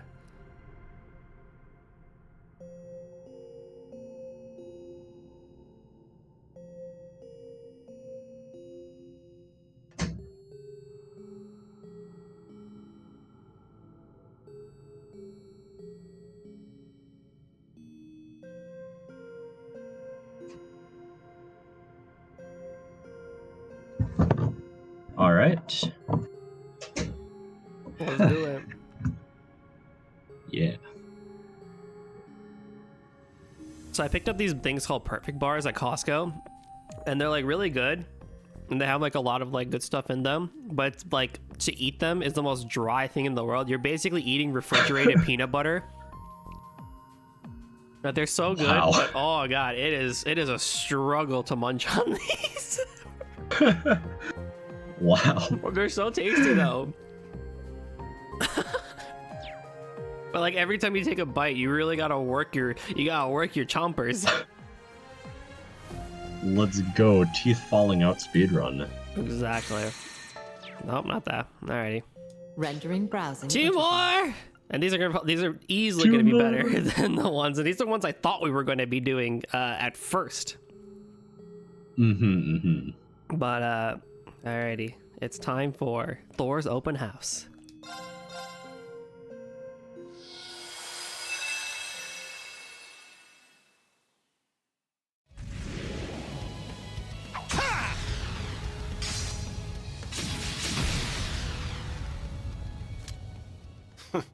I've wiped my ass with rubber stuff. Bless you. Wow. That's one way to start off a blue sphere. Honestly. Nice going, Ash. You just keep getting stronger. Sure do. But those weaklings weren't putting that to the test. Well, you were a big help all the same. I couldn't have wrapped everything up in a day without you. Still can't get over you volunteering to take out monsters, though. What brought that on? I was in the area to visit my mom's grave anyway. Had to take the day off of school to do it, so figured I put the time to good use. Oh, right. Spare me the meaningful downcast stick. Just figured I'd better come let her know the war's over and everything.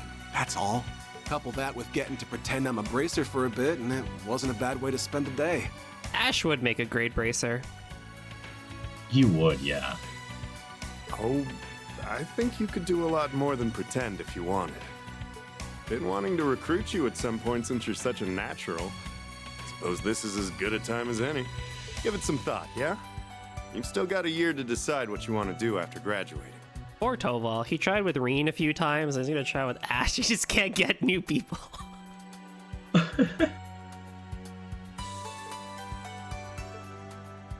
Like I said, I was just trying to make the most of my day.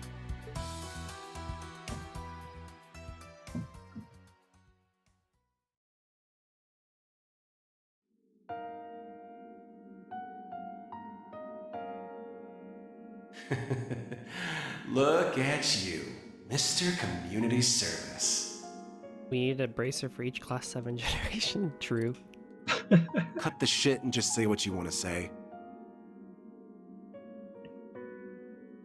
Oh, don't mind me.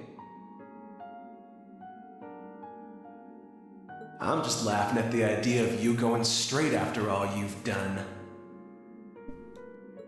I never committed to being a bracer. Of course you didn't. You're just looking for somewhere to run. When Zephyr invited you to join them, you should have accepted right then and there. Ooh. I still had things to take care of. But not anymore, right? Now everything's all wrapped up with a pretty little bow. What a damn joke. In the end, your assassination attempt got hand-waved as a false report, and here you are, living a charmed student life. False report, my ass. It was regicide. Regicide! For you to get off scot-free, there really is no justice in this world. Look, I know I have to atone for what I've done. And as long as you're inside of me, I know I don't belong with the others. Boy, you got that right, Ash Carbide. I feel bad doing this to Schwarzer and my classmates, but I'll be dropping out from the branch campus at the end of the month. Whoa. Daydream, Thor's open house. Significantly better introduction than the previous one. I know, right? Wow, what a quality shift.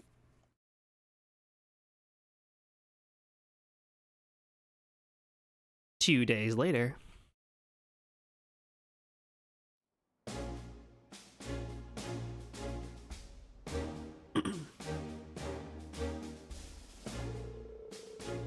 Great. Another boring ass assembly is exactly what I needed. Exactly what I was in the mood for as soon as I stepped back into leaves.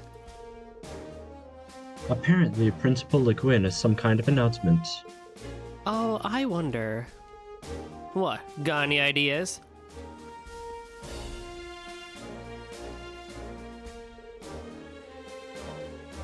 I believe your homeroom teacher should have informed you yesterday, but just in case any of you missed the memo, I'm pleased to announce the branch campus's very own open house starting a week from today.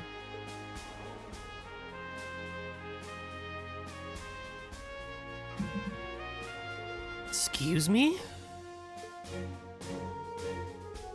As I'm sure most of you know, Thor's main campus hosts an annual festival. Under normal circumstances, we'd hold something similar, but being strapped for time in our inaugural year, we're trying something new. As a matter of fact, we weren't planning on any events this year, but then along came something that changed our minds.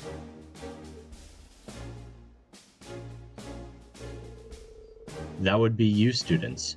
You've all grown considerably in the year since enrolling. There's still much for you all to learn, but you're hardly the helpless little fledglings you once were at the start of the year. Indeed, thanks to your field exercises and combat experience, the branch campus has earned a reputation rivaling the main one. No longer does the school exist in its shadow, and we have you all to thank for that. Stand tall and be proud. Where enthusiasm was once anemic at best, we're now inundated with applications for the coming school year. I hope you're all excited. Soon you'll be upperclassmen to a new, fresh crop of students. It'll no longer just be us on this campus. Who would have thought? It sounds rather exciting. I can't wait to meet them all in person. As you may have surmised, this open house is for the incoming class. During this time, the campus will be open to the public. You can expect many a prospective student to visit. Your job, then, is to demonstrate to these visitors precisely what the Thor's branch campus is all about. Consider it your first opportunity to learn what it means to be upperclassmen and to set the best examples. Needless to say, please don't embarrass the school. Now then, time is of the essence. Get to work preparing for the event. That is all. Dismissed.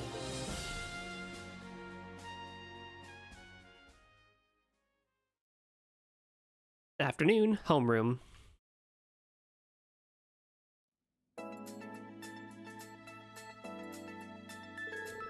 The day of will be split into 2 sections, morning and afternoon. In the morning will be open classes. The structure will be slightly different from usual, but you don't need to do much in the way of prep. If anything, that's for us instructors to deal with. Here's hoping you manage to live up to the crowd's expectations, oh mighty Ashen Chevalier. Since we're having open classes, though, we can't let our guards down either. Exactly. Friends and relatives might drop in to see you, so be prepared. I'm starting to get nervous. Anyway, starting today, I want all of you to use your time after school to prepare for the afternoon section. I spoke about it a little yesterday, but you guys are the main attraction of the afternoon's festivities. Every club is going to be holding an event and inviting guests to come see them. That being said, you don't need to prepare special stalls or booths or anything. The whole point of this is that the clubs hold events that are closely tied to what they actually do on a day-to-day basis. I see. That'll allow us to prepare something in a short period of time. It's a perfect way of introducing the school to potential applicants and advertising our clubs. 2 birds with 1 stone. You guys can discuss things with your clubmates to figure out what you want to do. There'll be no class presentations this time around, so you should be able to focus your attention squarely on that. And that's about it. I'll let you know about the curriculum at a later date. That'll do it for today. Perfect timing, too. Altina, if you would. Right. Stand, bow. I'm gonna go talk to Jessica and Luis.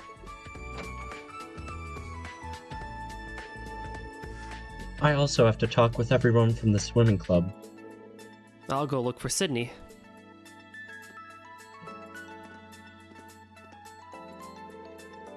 Alright, Ash, that leaves you with your duties as member of the organization committee. What the hell are you talking about? Yo, Schwarzer, explain yourself. Oh, right, I totally forgot to mention it. Sorry, but I have a meeting with the other instructors. Muse, could you explain things to Ash for me? But of course. Thanks, I appreciate it. So, what's this organize whatever committee?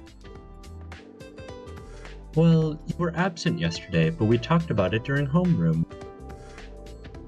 The primary job of the Open House Organization Committee is helping the various clubs in making sure things work as planned on event day. Each class has to choose one person for the job, you see. And after careful consideration, Class 7 picked you, Ash. What the hell are you?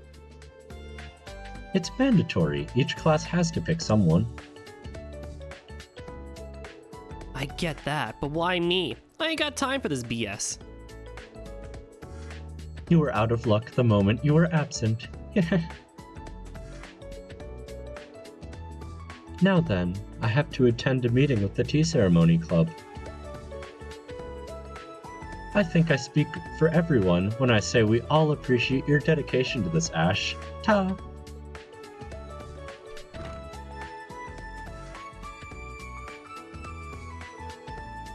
Are they for real?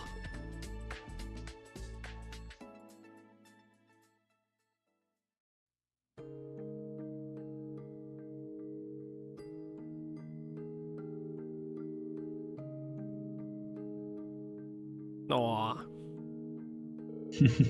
Damn it. Why am I stuck doing executive committee bullshit? And like I'm sticking around this joint for much longer. What's the point?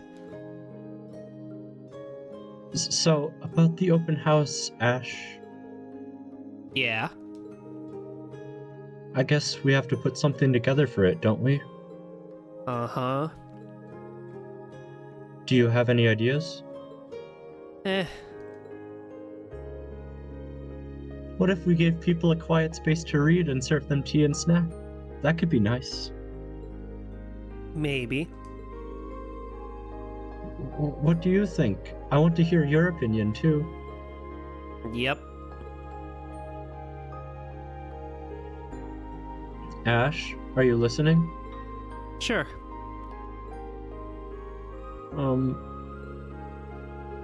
You and Kurt seem to be getting along awfully well lately. It almost reminds me of one of Dorothy's books. Oh, uh-huh. Uh-huh. Oh, is that so? I don't think Yuna will take that one very lightly. Guess so. My thoughts exactly.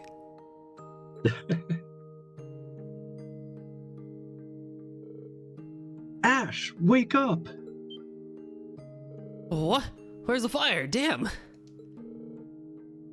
I'm sorry, it's just...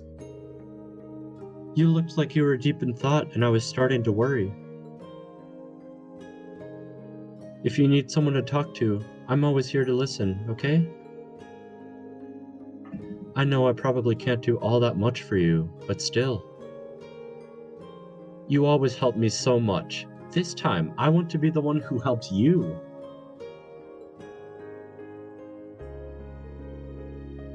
What am I even doing? This isn't like me. Huh? What are you... No use getting so worked up about dumb bullshit. If this is the last thing I do here, might as well make it count. You know, I think I'm gonna go all out. What? What do you mean? I mean the open house. I'm on the executive committee for it. You're helping to run the event? I didn't know that.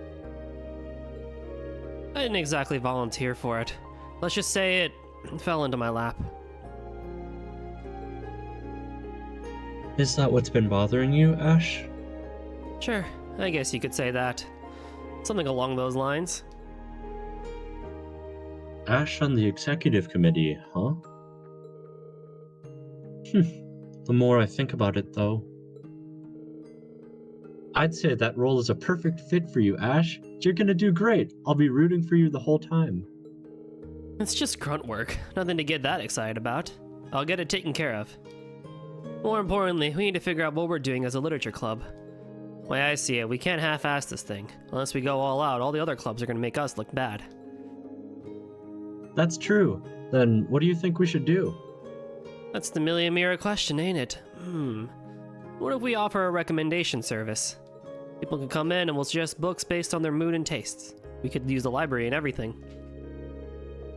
Oh, that's a good idea. That sounds like the perfect thing for a group like ours.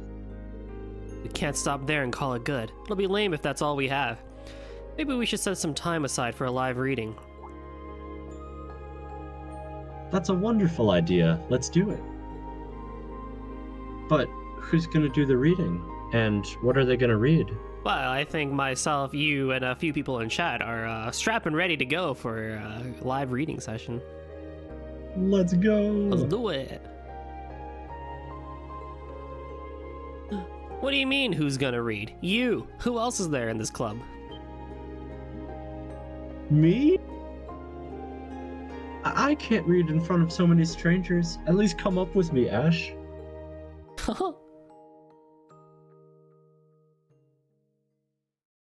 Sure, a live reading of Dorothy's work, right? Exactly.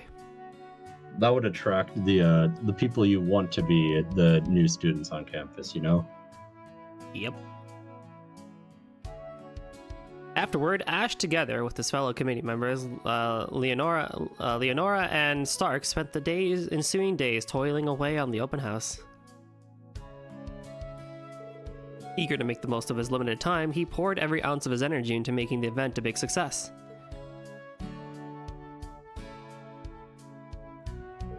With his help, many of the school's clubs were able to prepare in time despite the short deadline they faced. After a long week of preparations, it was at last time for the open house to commence.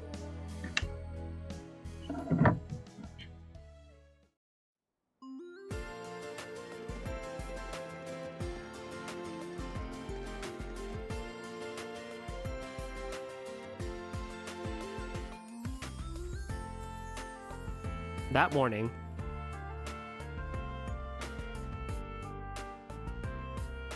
public lectures, Zemurian history. And just like that, a revolution took place in Kalvar that led to a massive transformation of its political system. In order to forge better ongoing relationships with our neighboring nation, it's important to understand the democratic ideals that form the backdrop of.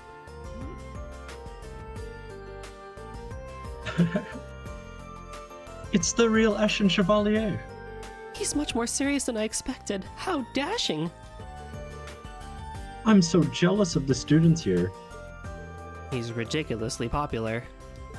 Kinda feels like more people are here to see Instructor Reen than they are the class itself.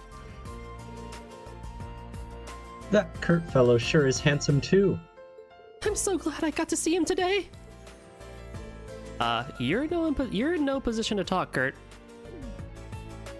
Oh, poor Kurt. Future protagonist in the making. Honestly, though, public lecture, art culture. Lecture on the yeah, see you. My bad. A lecture on the arts at a military academy. The idea is all well and good, but I have little doubt it's not but frivolity. Come on, don't be like that. As people well educated in the fine arts, it's our duty to warmly watch over them.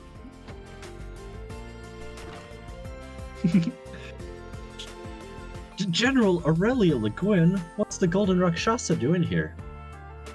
I'd heard she was the principal, but I didn't think she'd teach class directly. Let the lecture begin.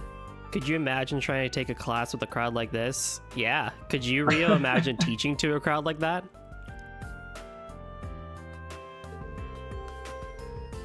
First, to be clear, social standings and qualifications mean nothing when it comes to art. While some pieces require some measure of knowledge to understand, all interpretation is up to the person experiencing the art. I'm going to assume that everyone present understands that extremely basic concept, am I correct? Let's check out another class. Yeah, good idea. Now, today's classes are open to the public. I'd love for some of our esteemed guests to speak about the arts. With the older students, maybe. With the younger kids, dear lord, oh gosh. Yeah.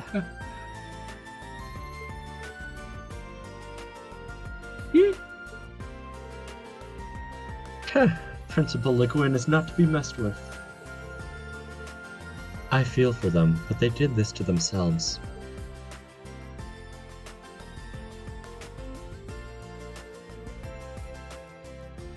Public lecture. Panzer Soldat training. Man, a mock battle between students. Talk about a letdown. I was hoping I'd get to see the Golden Rakshasa and the Ashen Chevalier duking it out in person. No kidding, this whole thing's gonna be a waste of everyone's time. I gotta level with you, man. I was hoping I'd get to put Schwartz's new plaything through its paces. You should have known better then. There's no way we can show something like that to the public. Yeah, I guess. Well, seeing as we've got an audience here, we might as well put on a good show. You game? Oh, you bet I am. Don't expect me to go easy on you, Ash. I'll be giving this fight everything I've got.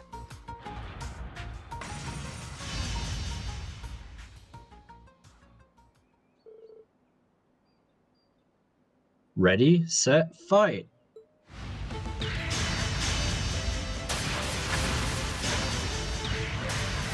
What the? These kids have got some skills. Serious skills. I'd swear they were enlisted soldiers. No kidding. I'd recruit them into our unit if I could. The heck kind of training are they getting here?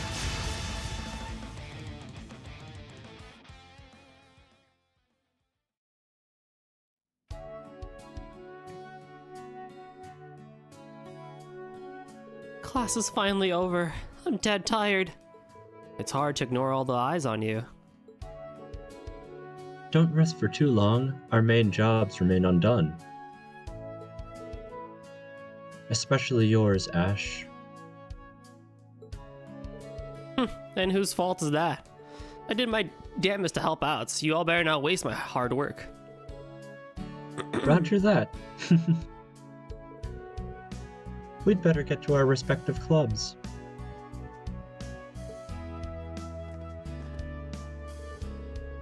You'll be checking in on each of them, right? Yeah, just to make sure no shit suddenly hits the fan. It's annoying as hell, but I'm already on board, so... Yeah, we get it. You're too cool for school, literally. Now we're rooting for you, so go kick some open house butt. Just focus on your own club stuff, Wild Philly. You could stand to be a little more honest. But then he wouldn't be our Ash now, would he? Alright, guess I should get going. This is really it. The end. No regrets, right?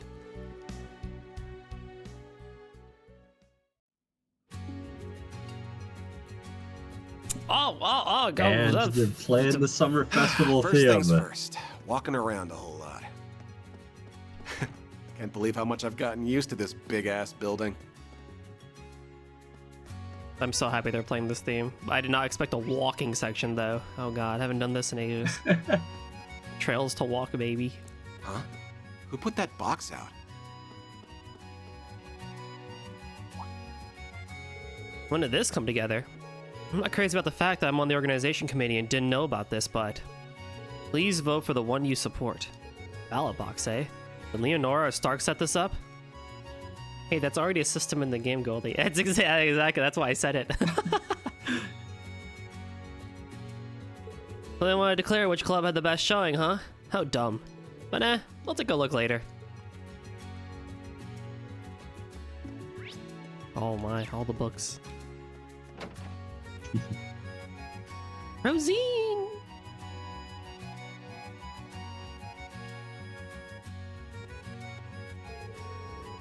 Ah, Ash, thanks for keeping tabs on all of the clubs.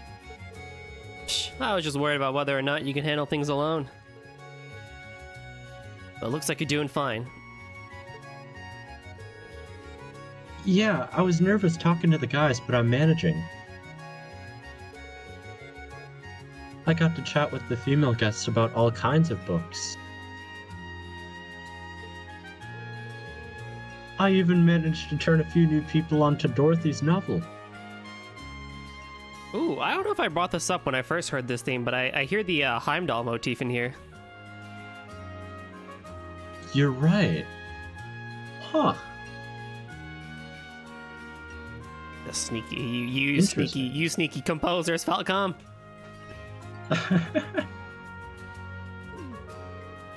Cool, whatever floats your love boat. Plus, the book recommendation corner is surprisingly popular.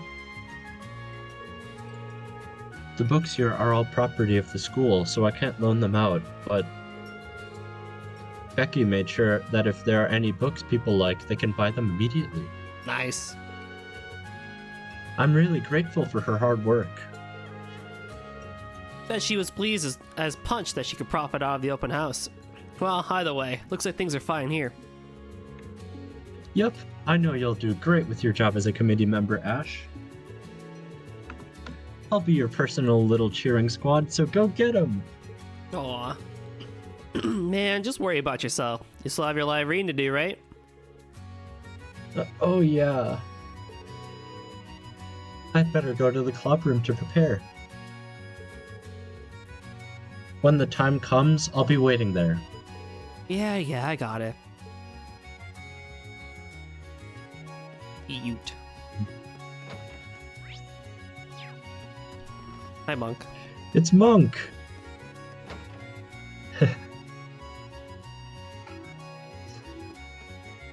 Ah, Monk, the destroyer of my voice, of most voices I've done in this game. Oh, it's Celestine too. Nice. Alrighty. Oh, the branch campus is so nice. Mm-hmm. Whoa. The cooking club. Huh, the dining room really does look like a bona fide restaurant.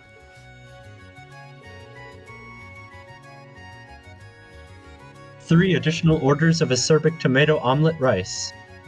Got it! Coming right up! Order up! Smooth mashed potatoes on deck! Running. Ooh, now that is what I call bustling. These girls can cook well enough to rival any restaurant, so I'm not surprised. Oh no, acerbic tomatoes.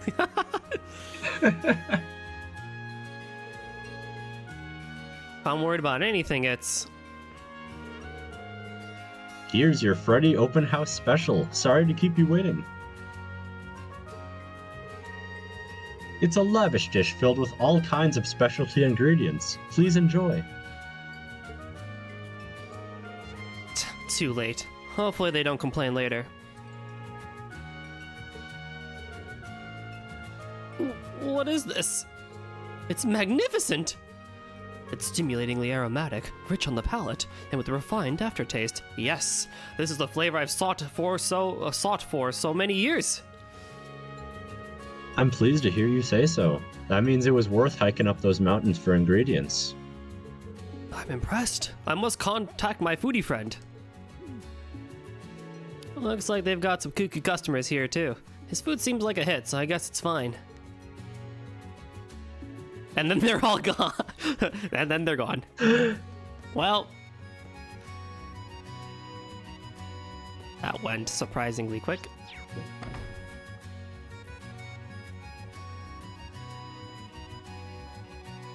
Alrighty, for the swim team, we've got swimming lessons from Stark and Wayne's muscle training seminar.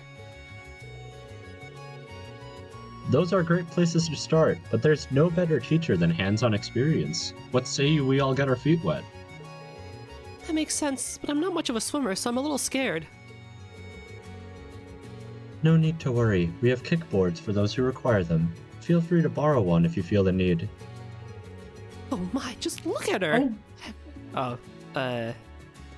It's alright, you got it. Have you ever seen anything so cute?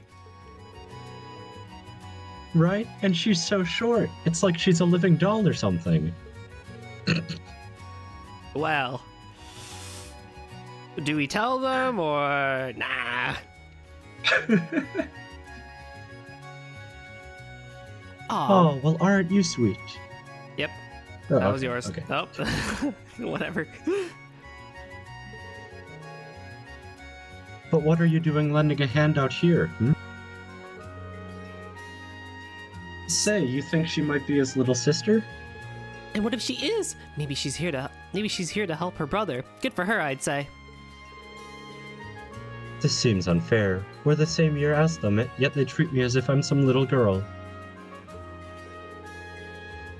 Ah, don't let it get to you. Maybe they can't tell, but the rest of us know just how mature you are, I promise. Guess things are going well enough for the little bunny. With Stark by her side, I'm sure everything will be just fine. As for Wayne over there... I think this one's you. Okay. The key to muscle training is balancing your load carefully. If you work yourself too hard, it'll come back to bite you, and then some. Instead, you must increase the load gradually. Once you find yourself a suitable routine, you boys can one day have glorious muscles like mine.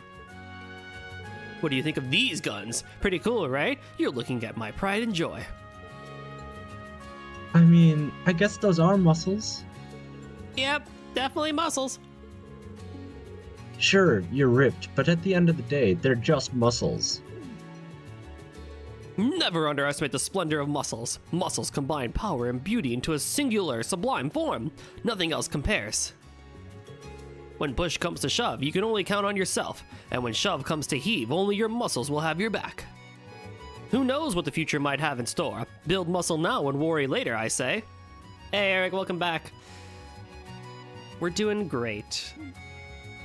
How about you? Yeah. We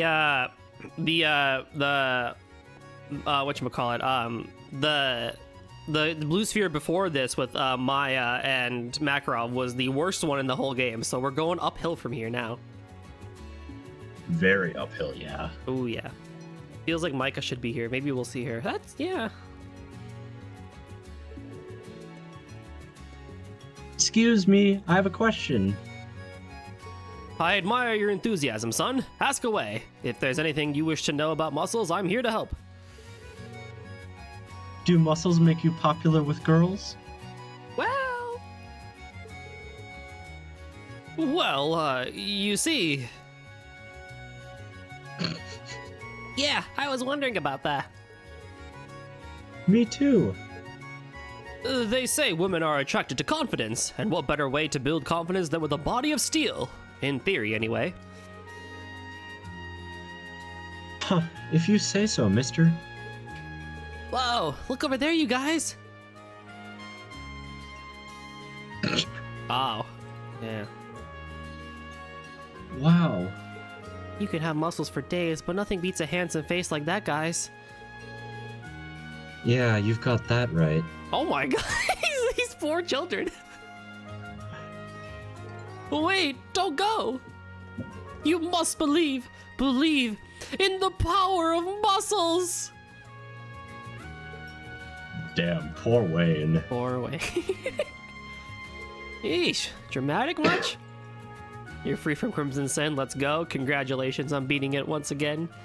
It's always the twinks that get the ladies in anime, and it's, you know? If Rent-A-Girlfriend can exist, and there are 4 very beautiful women lusting after Kazuya, there's hope for every man out there, I say.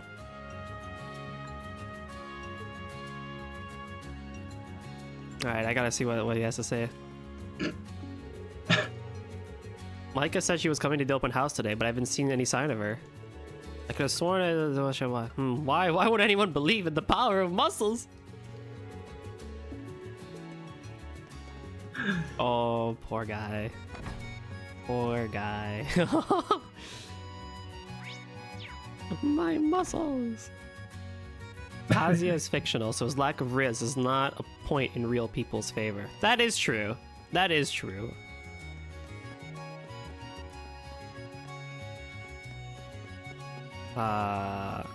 Wait, what's this room? Platform.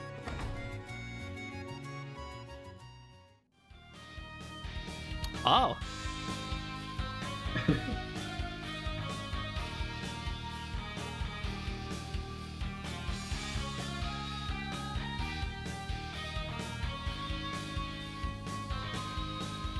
I love the air violin.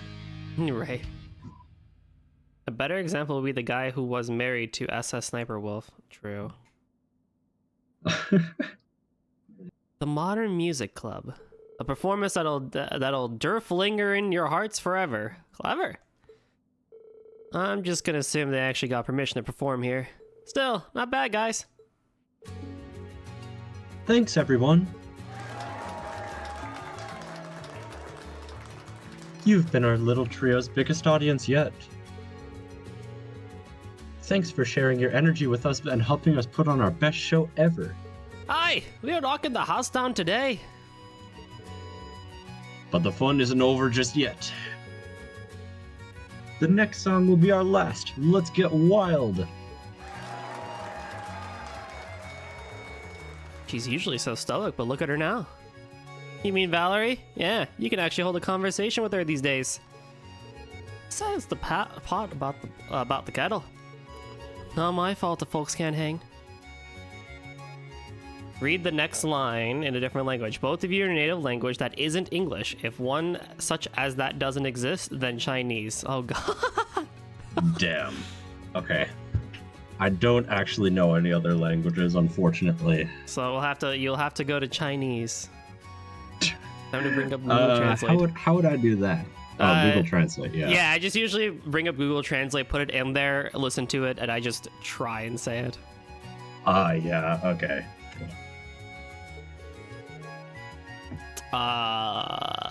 Okay. Haha is just haha, so we'll work on the second part there. That's just what makes you special.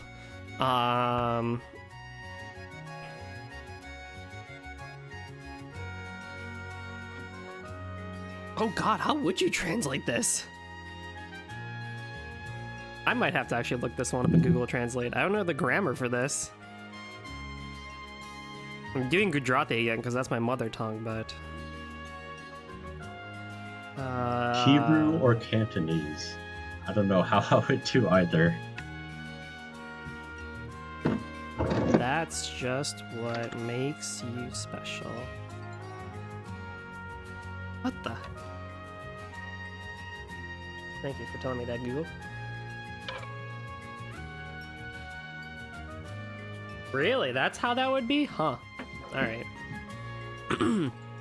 Hebrew, another base Jew. Yeah, I think when you were on here and you read in Jewish, you guys found out that you both are Jewish.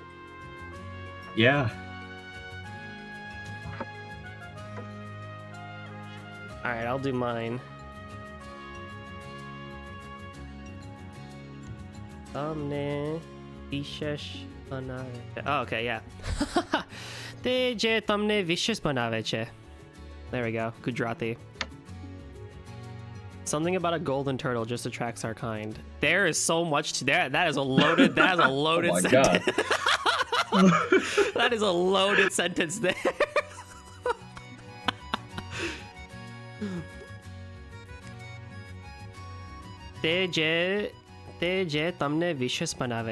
Oh, okay. I guess that's interesting. I usually say special in English whenever I speak when I speak with my family. So, well, there you go, chat. You got to hear me speak Gujarati again. There is a temptation while Bubba's still trying to do the. Oh, I guess you need a line. Hold on.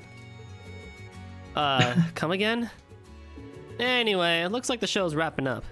Things are gonna get messy when people try to leave. Care to help me play Usher? If it ain't one pain in the ass job, it's another. Fine. It's loaded up with about 6 degrees of bigotry, exactly.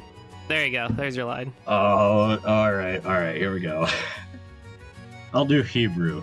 I cannot read without vowels, so I will need to. All right. Our next performance is in.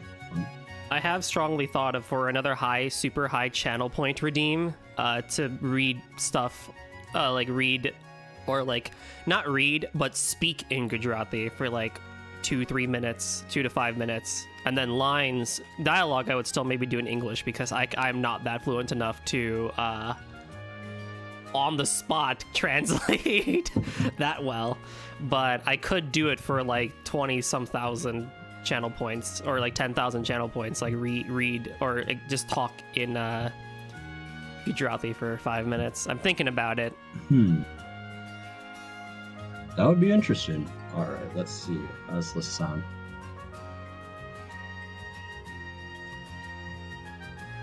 Oh dear, I've gotten myself into. All right, let's see this. Welcome to a golden stream. All right, one sentence at a time. How about? Yeah. All right. Hahof ha'a shelanu. Be'od sha'a.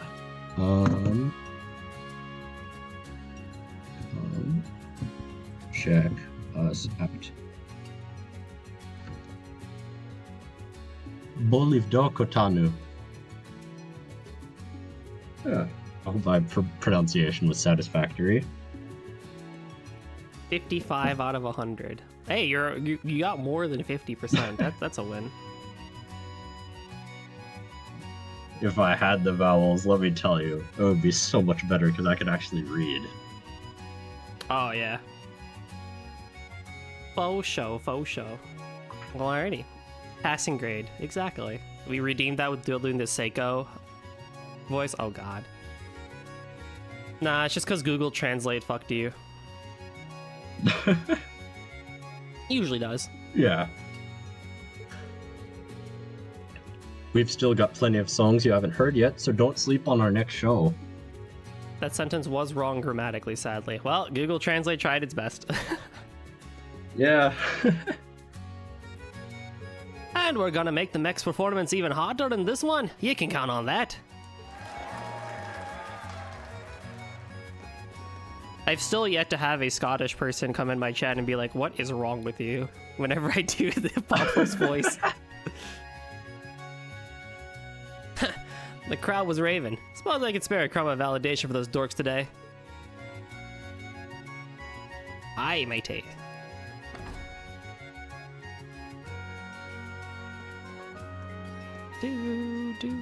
Alright, tennis time. Here we go.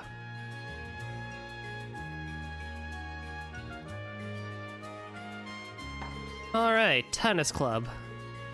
Looks like they're putting on an exhibition match and a tennis lesson. You really want me to do voices in Seiko's voice? Oh, you are evil.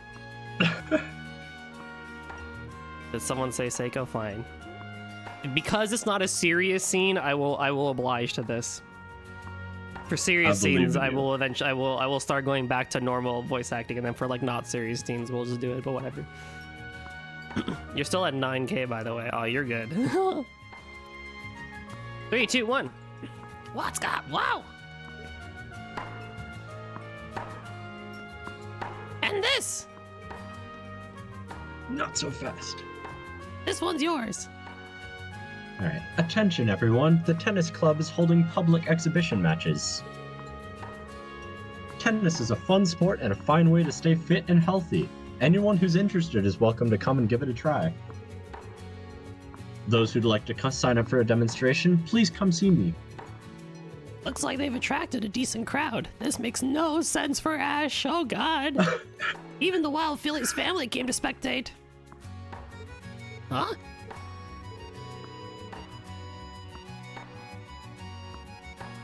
This first one's yours.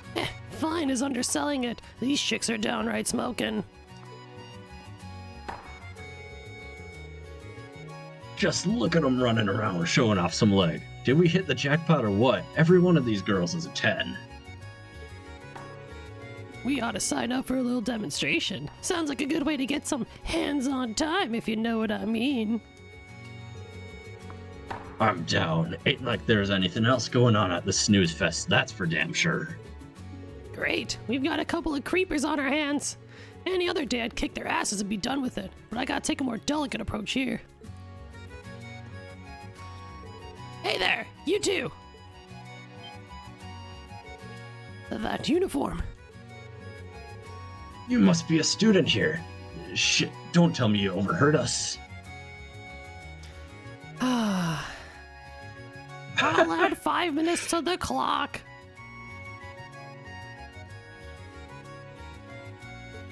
What's your problem, chump? We ain't done nothing wrong. Relax, guys. I'm not here to start any beef. I mean, come on. Do I look like some preppy hall monitor snitch to you? Give me a break. You got a point. You don't exactly look like an honor student. Also, hi, Guavs. Yeah, if anything, you look like a bad influence. Takes one to know one, jackass. Look, I get it, okay? That's why I came to give you a warning, as a matter of courtesy. A warning? About what? Oh yeah, that was me. Whoops. Take a look around. You didn't forget where we are, did you? The Thor's Military Academy branch campus, duh. Who cares? We're only here to kill time and catch some eye candy. Let that first part sink in. You're at a freaking military academy. Those aren't ordinary schoolgirls you're oogling, my dudes. They're training to be professional soldiers. The war kind, you know? My dudes. I can't. If push comes to sexual harassment, they can make a weapon out of damn near anything within reach. You saw them smacking around that tennis ball. Thing flew like a damn bullet. Now imagine you got on their bad side and one of them went slice serve on you with their racket. How do you think that'd pan out? Look, I don't know. Your skull is gonna get smashed, that's what. And it won't be a tiny fracture either. I'm talking complete cranial crushing. Dust. For real? Oh, that'll be the least of your troubles, I can tell you that right now. How's it get any worse than that? A lot of rich girls here from families with ties to people you really don't want to get on the bad side of. Word gets out that their dear daughters are in any sort of trouble, they'll be hell to pay. The kind of hell I really rather not even think about. Like, damn. Take it from me. It sucks being here. It's suffocating. Got eyes on wherever you go. Guy can't catch a break. I mean, if you fellas want to try your luck, be my guest. You're way braver than I am. I'll be rooting for you. At a distance. Quietly. If you're lucky, you might walk away with a few bones intact. Might be worth a shot. Only one way to find out, yeah? You know what? I think we're good. Ain't like we're that desperate for some action, right, dude? Yeah, I think we better go. Cool. Well, let's beat it. Let's skedaddle, bro. Scooby-Doo. It took him long enough. What a complete waste of my time. Maybe I should have pulled him aside and beaten the crap out of them. Saved us all the trouble. Man, I really have gotten soft since coming here. This sucks. Alrighty. I don't know where to go next. That way. Okay, we can do that. I swear all those doofuses looked like they were having the time of their lives. I didn't do too bad with the friends I made here. Even if I won't be seeing much of them after this. I don't know about that one, buddy.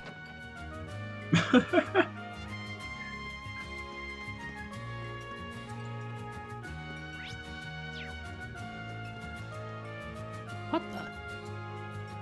Oh, chess club. Right. Okay, what was the chess club's deal again? Right, an amateur chess tournament with open registration. Let's see how that's going. Checkmate.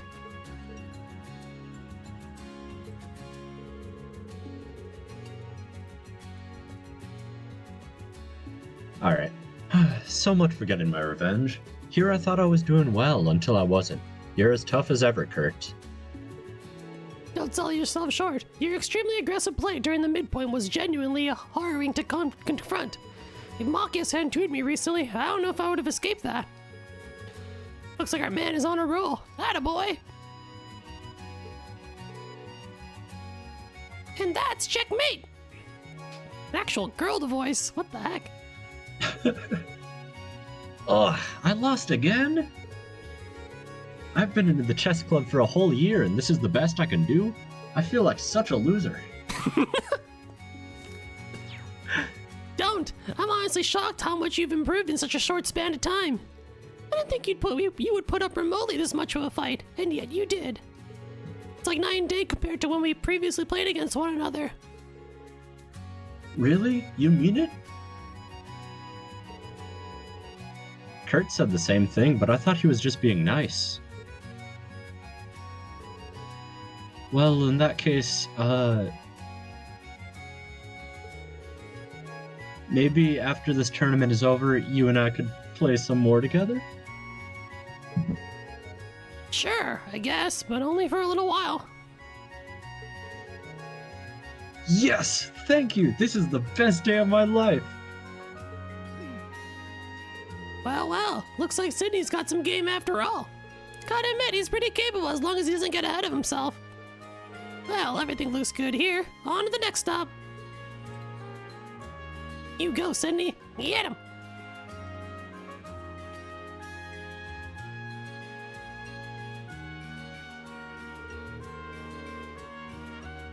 Here's the tea ceremony club. Looks like they're running a tea room and a hands-on event. I swear to the absolute goodness, you all. Hold on. What the hell's a skirt-chasing cameraman like you doing here, pal? Oh, hey, you're one of Reen's students. How's the open house treating you, man? Enjoying it? Enjoying it, buddy. I'm running this joint. You didn't answer my question. What's got you all excited here? We had a guest who wanted photos of the hands-on portion to keep as a souvenir, you see. You demand Buddy does deep voice? That's after Seiko. I don't combine those. You still got 2 minutes and 30 seconds of this, and then I'll give you 5 minutes of sultry deep tones. Oh. All right. Well, Okay. Add your timer. Let me open up the timer. Clock. Timer. 5 minutes. Okay, in my defense though, usually speaking, y'all chain those together to give me a quote-unquote break. Oh, he's done a high voice for a while. Let's make him do a low voice so we don't blow out his vocal cords. In my defense, you all throw it my way. I have never done that. I'm not saying you. I'm saying you all. It's a chat combined effort. All right, I'll start my timer. 3, 2, 1, go. As it just so happened, Rex was here in the room and kindly volunteered to take the photos for us. Ever since then, he's stuck around as our go-to photographer. It's a lovely little arrangement if I do say so myself.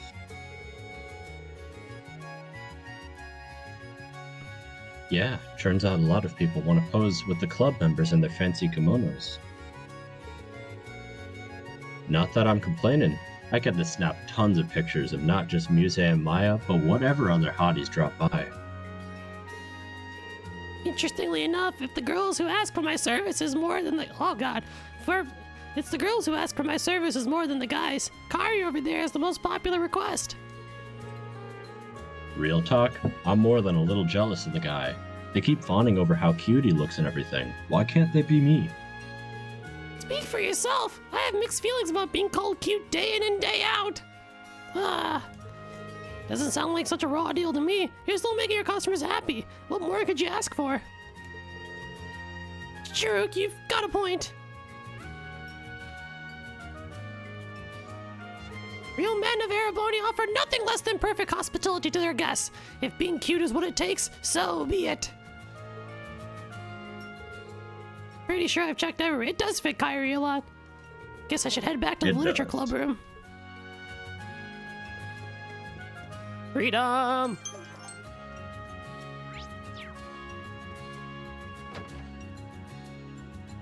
You have to give Tatiana your deepest voice possible. Here we go.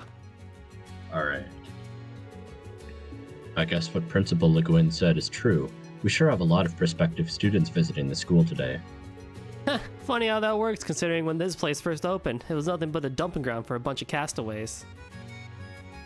Custom accent for 7.5 minutes. Scottish! Okay, I think we can make that work.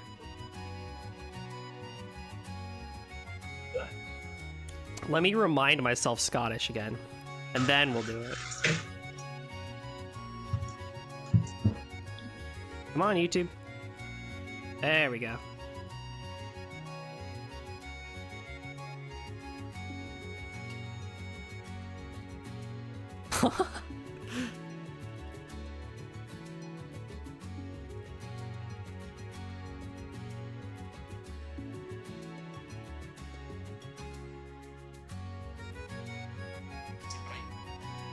Right, okay, here we go.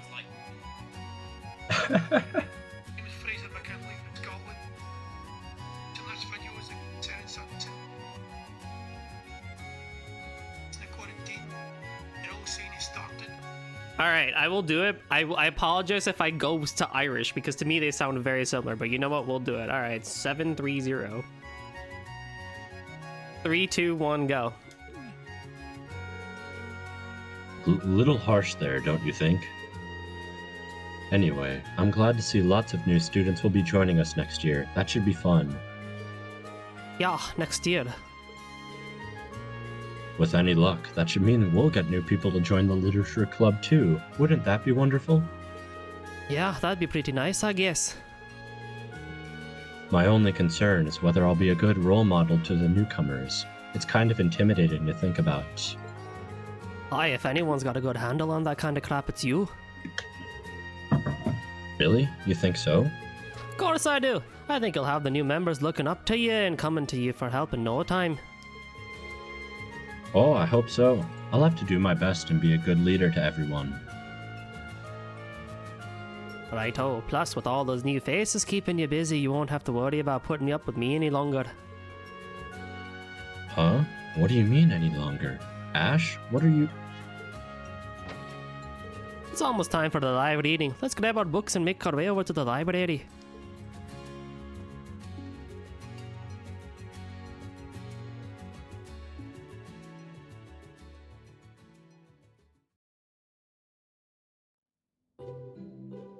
I regret nothing with this decision. Oh, thank the belly we're not reading out the books out loud to them. What do you think they would be reading? Dorothy's Yahweh novels, as they say. Yeah. Phew, things went off without a hitch. And the crowd seemed to have a good time. Yep, done and dusted. I was pretty shocked you managed to not freak out during the real deal. That's because you were there reading with me. Well, I am a member of this club. If I didn't participate, Schwarzer would have never let me hear the end of it. I don't think that's true. You have your job as a committee member after all. So, about what you said before the reading. Oh, time to get back to doing the rounds. You'll be fine on your own, right? Right. There's my timer. You're free. I am now free, yeah. Yeah. Don't worry about her club. Catch you later.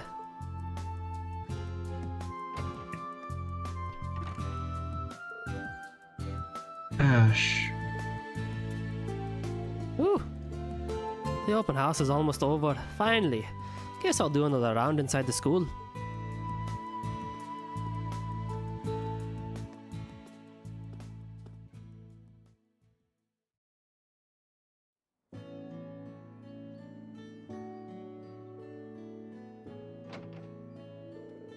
Oh, there he is. Hey, Ash.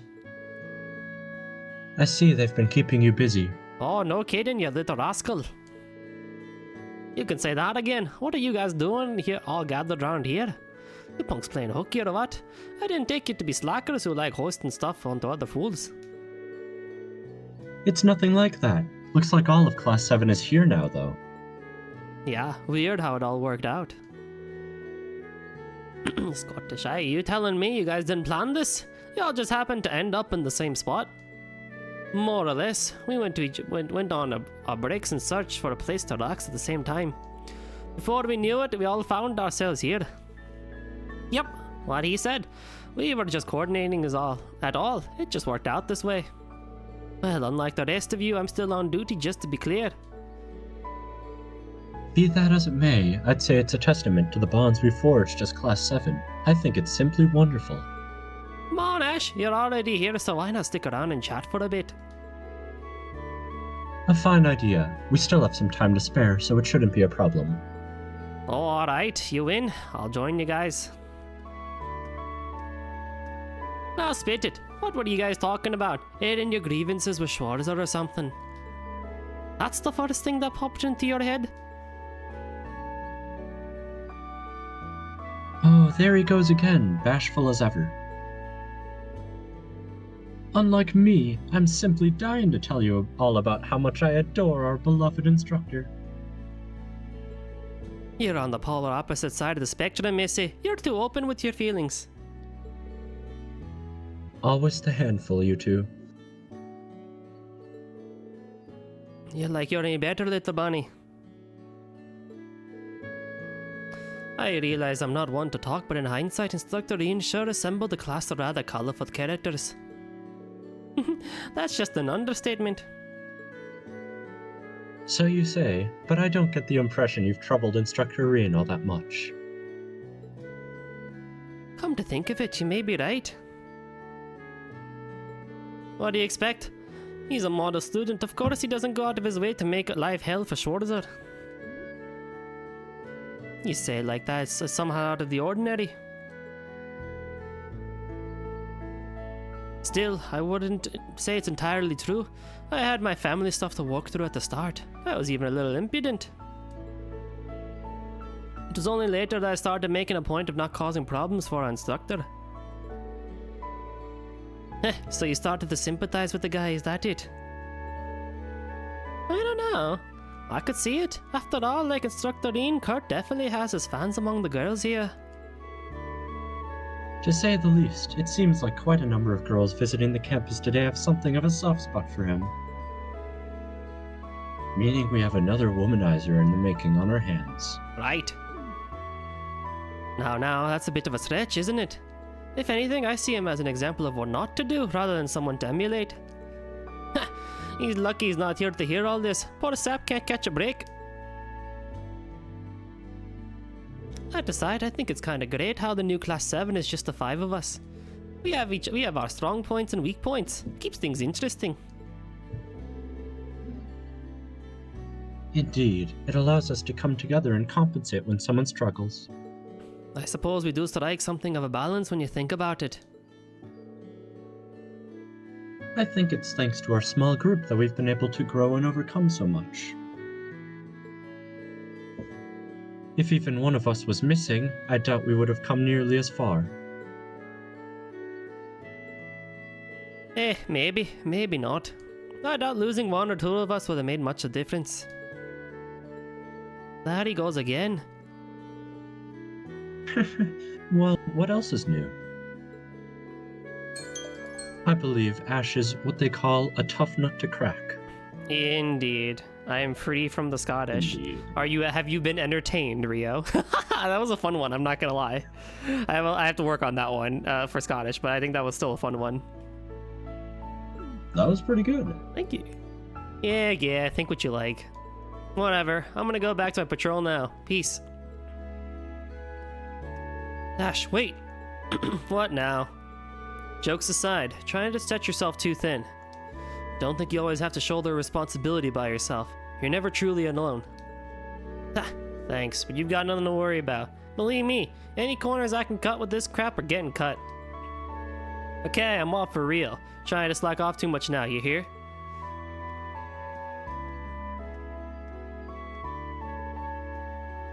Oh, Ash.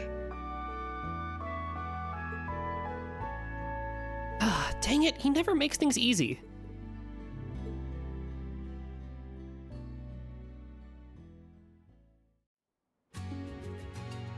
Now where do you want me to go? Rounds, round 2. Ay. Oh no, Randy. I was gonna say, you really want me to walk right back where I came from?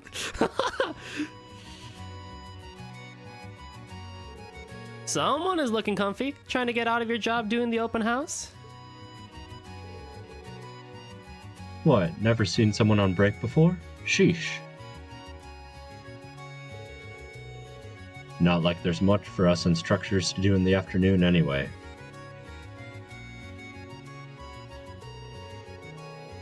The other 3 are workaholics anyway. They've practically got everything covered, so why not just put my foot up and take it easy? In other words, slacking off. Wait, don't tell me you're getting sentimental all of a sudden. I guess you could say that. I hate to bail like this. I really did hope to see you kids through to your graduation. Man, I gotta say, I never took you for the sappy type.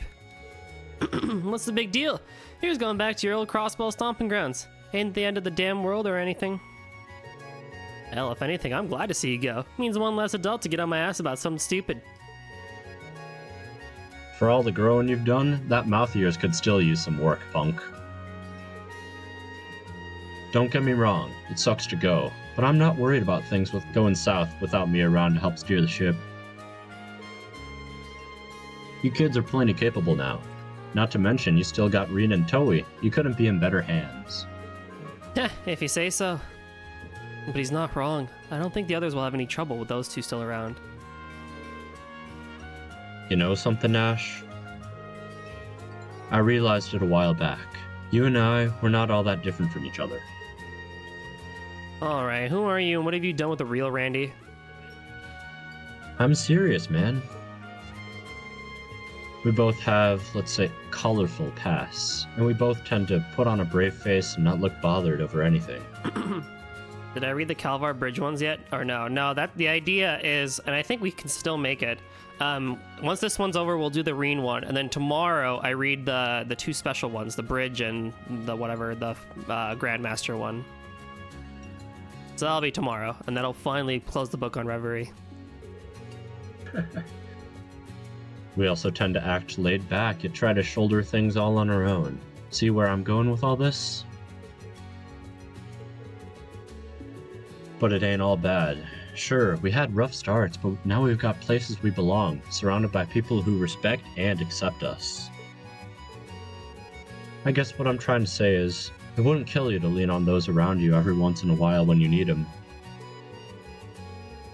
Being there for others and being able to count on them being there for you is what love and friendship are all about. You jumping at shadows. It's not like I'm trying to be Mr. Loner or anything loner over here or anything.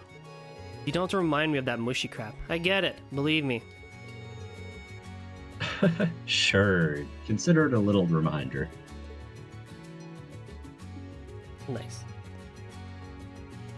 There's a green one, a red one, and one I don't remember. All three of them are bridge? The Reen and Osborne one, that's not the bridge. But like inside the bridge one, then it's split up into those three. Oh. Doing the rounds, Ash? Oh yeah, go for it actually. No, yeah. Doing the rounds, Ash? Yep. You checking the equipment? Mm-hmm. More importantly, I'm sorry. More importantly, I'm so sorry I can't help much with keeping things running. I've been busy handling VIPs today. Hey, no point in apologizing to me. Plus, ain't this whole open house thing about making us students do the work? I guess you're right. Honestly, it brings me back to when I was still a student. Our school festival was quite the event. Heard a little about that from Crow. He apparently has some recorded footage of it. You don't need to see that. Jeez, Crow, what are you thinking? Ooh, now I really will have to get him to show me sometime. No, I officially forbid you as an instructor. By the way, when I was a second year, I was the student council president. I heard. Pretty easy to imagine. You think? It was honestly really tough. But everyone on the council helped, and so did Rian, so I managed to hang on till the very end. Schwarzer was on the student council? No, not quite. But he was always accepting our requests. And even outside of that, he was constantly helping people who were in need. Not like he's any different now. Aw, I think it's nice. Anyway, it was a hard job that put a lot of responsibility on my shoulders, but it was equally as fun and worth doing. Cool. Bully for you. Anyway, sorry to keep you here. We both better get back to work. You've got this, Ash. Take care. Yeah, thanks, I guess. Nice. Poor Toa. Can never let go of the old costume. A ballot box. I'll take a look later. Alright. Oh, I see.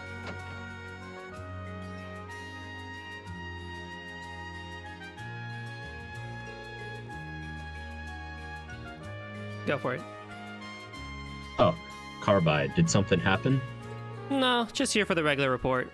The open house is proceeding as planned. All the clubs are doing well. I see. Good work out there. You seem busy. Yes, well, end of the year paperwork on top of issues regarding the open house will do that. Not to mention dealing with my successor. You're quitting the branch campus at the end of this year, right? I am. The RMP is understaffed. To be honest, they asked me to come back right after the war ended, but I managed to get them to hold off until the end of the year. The current plan is for Instructor Herschel to take my place. We're bringing in a new instructor to fill the role she's vacating, so you kids don't have to worry about anything. I ain't worried. Good. I suppose I'm the one worried about the branch campus on my way out. But now that I think about it, that was all for naught. You kids have all grown tremendously in the last year. Look at you. You were the #1 problem child when you got here. Now you're someone people can rely on. I'm not some model student. I think you're spot on with your first assessment. Regardless of what you think of yourself, it's a fact that the people around you trust and depend on you. So I hope you see this committee job through to the end. Yeah, you don't have to tell me twice. If only he knew. Hey Ash, doing your committee member rounds? What do you think, smartass? So, how's it going? Sounds like the literature club is doing well.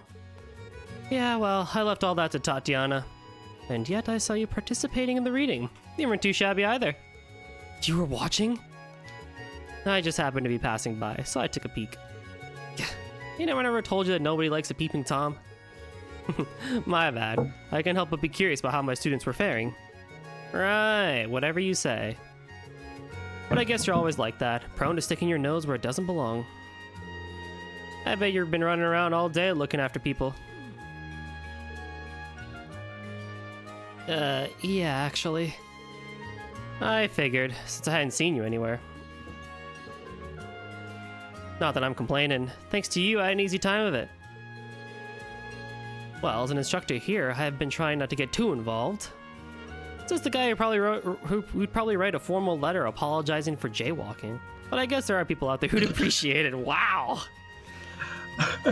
Wow! I can imagine that, honestly. He would do it, but wow. Ash.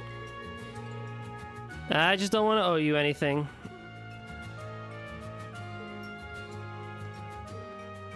Ash. I'm going to keep sticking my nose into people's business. That's just how I am. And that goes for your business, too. If anything comes up, let me know. I'll come running. I'm your homeroom instructor, okay? I told you, that part of you is so damn annoying. Eep and Reen. Nope.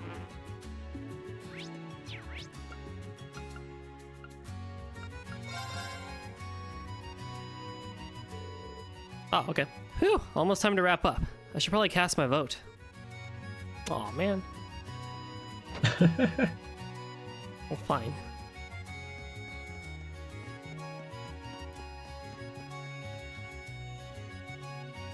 Which club had the best event, eh? It'd be lame to vote for my own club, so... Oh boy.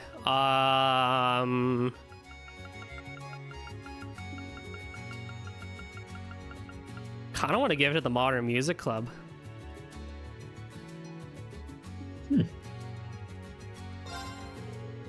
I'll write him a comment too. There we go.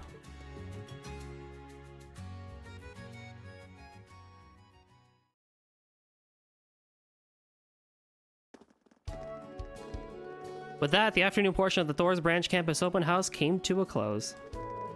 The visitors departed the school grounds in good spirits, satisfied with the festivities.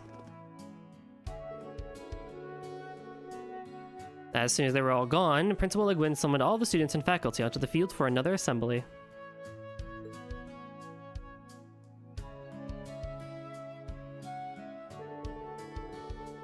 I'm pleased to announce that both the morning lectures and afternoon club activities were both very warmly received.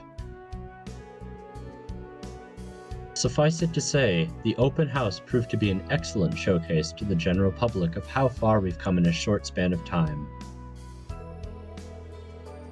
I couldn't ask for a better conclusion to an eventful first year on this campus with all of you.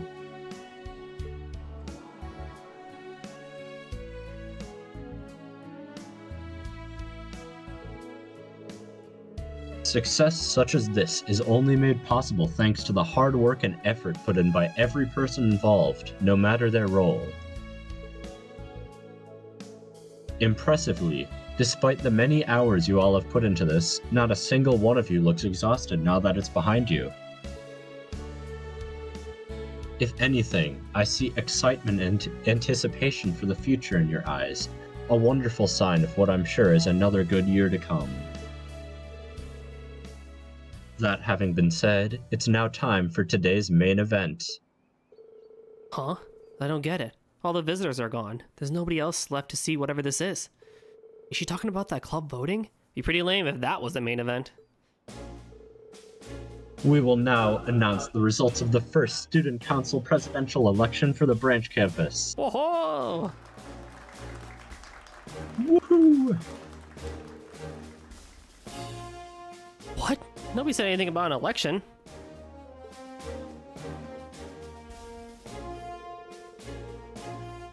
It's all yours. Alright. Hiya, it's me, Mint, everybody's favorite engineer. I'll be your MC for this next segment. While Instructor Toe is over there tabulating everyone's votes, let's give our candidates one last introduction. First up, from Class 9 Military Finance, it's the branch of campus's highly capable social butterfly. You know him better as... Stark! Woo! Woo! Next, from Class 8, Combat Tactics, it's the branch campus's heaviest hitting, ever considerable sister figure, Lenora! And finally, hailing from Class 7 Special Operations, it's the campus punk with a heart of gold who everyone trusts, Ash! Woo! Woohoo! Are you shitting me? It goes without saying that this inaugural Student Council election is a very special occasion. As you all know, these 3 students were nominated by their respective classes, and when all is said and done, one of them... Hey Schwarzer, what's the deal? Mind telling me what the hell's going on here? What's there to explain? The ones who serve on the open house executive committee get to run for president. Your efforts running things and helping the clubs get ready were essentially a campaign to show everyone what you're capable of. You've gotta be... This is news to me. Muse, I thought I told you to give him a rundown last week. But Instructor, you see how he's reacting. If I told him he was up for election ahead of time, he would have quit on the spot. So I decided to leave that part out in the interest of the student body. Why, you set me up. Look, what Muse did might have been a little mean, but we all did come together and choose to nominate you for president, Ash. Are your heads on straight? If anyone's suited to be student council president, it's Phony Locks over there, not me.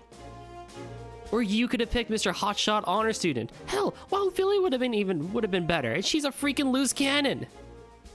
Really, just about anyone here would do. Well, almost anyone. Little money, probably not. You could have been a little more discreet, but I don't disagree. I am neither suited to nor interested in being president. Or Altina. Well, in my case, my hands are already full with the duchy. Besides, you know me, I prefer scheming in the shadows over work out in the open. Less scrutiny that way. And not a reg of shame to be found. As for me, I'm also busy following in the footsteps of my predecessors in the Wagner School.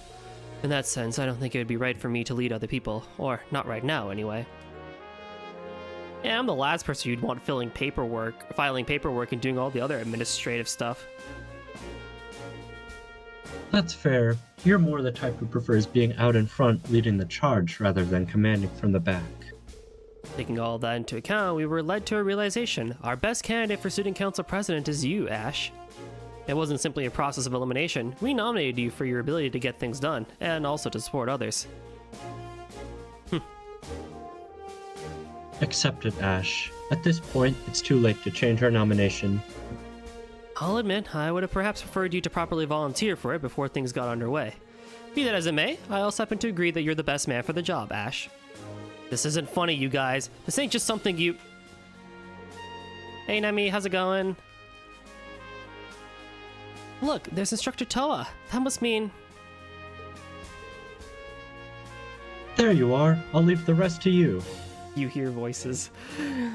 We're the spooky voices in your head. Rah, rah, rah. Woohoo. You've got it. And now, the moment you've all been waiting for. Final results are in. Oh boy, who's it gonna be? We're doing well. How's it going with you? Let's see. Wait a sec. Unfortunately, it looks like one person's vote had to be invalidated. Oh no. It went to the Modern Music Club. It says, I was sufficiently rocked. Ash! Oh boy. Sleep mood. Hard to disagree there. Fortunately, that's not what we were voting on, so it doesn't count. Whoops. So that's what that ballot box was about? Damn it! Anywho, on to the final results. In third place, with 4 votes, it's Lenora. Take what you can get. Thanks to everyone who voted for me. I really appreciate it. In second place, with 5 votes, we have Stark. To be honest, I'd be lying if I said I'm not a little disappointed. I was all ready to take up the mantle and get to work. Ah, well, it's hard to complain coming in second. Those two came in second and third. Then that means... I think you've all narrowed it down, but finally, first place. With 10 votes, exactly twice as many as our second place candidate. Wow. The Thor's branch campus's first ever elected student council president is none other than...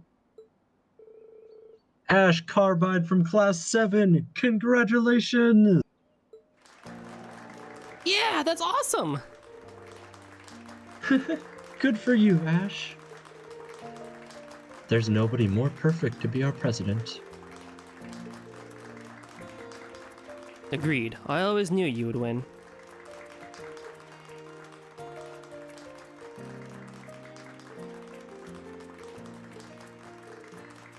You shitting me? You forgot the election part? You? Student council president? Laugh of the century, right? You're not gonna really do it, are you? You just don't know when to give up, Ash Carbide. It's truly pathetic. You think I don't know I'm unfit for it? How couldn't you? You're so weak, you can't even beat me. How the hell do you expect to set a good example for anyone? I said I know. You'll never stand shoulder to shoulder with anyone. Never as a friend, as a confidant, or as a leader. You can put money on that. Whoever voted for you must be out of their damn minds. It's beyond laughable, isn't it? Come on, Ash. Let's hear you laugh at this farce. At the biggest joke of all. Yourself. Dang! He knows how to be mean. That's really good.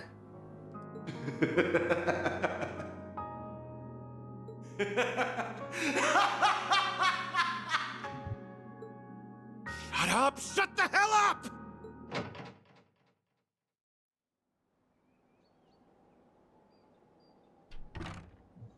There you are, Schwarzer. Took you long enough.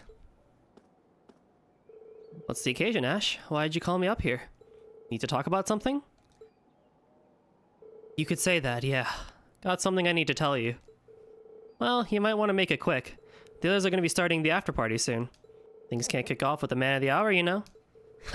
An after party, huh? Better call it a farewell party when all's said and done. I'll cut to the chase, Schwarzer. I'm resigning from Thor's. Is that it? What the? How the hell did you know? Give me a little credit, Ash. It's my job to stay on top of my students and their thoughts. Well, you read me like an open freaking book. Happy now? 'Cause I sure ain't. Let me ask you this. Does this have anything to do with what happened between you and the Emperor? His Majesty is doing fine now. He's back to full health. And he personally forgave you for what happened. It's water under the bridge. You don't think I get that? Just because he's forgiven me doesn't mean that I can. And so your solution is to pack up and leave. Is that it? Yeah, that's right.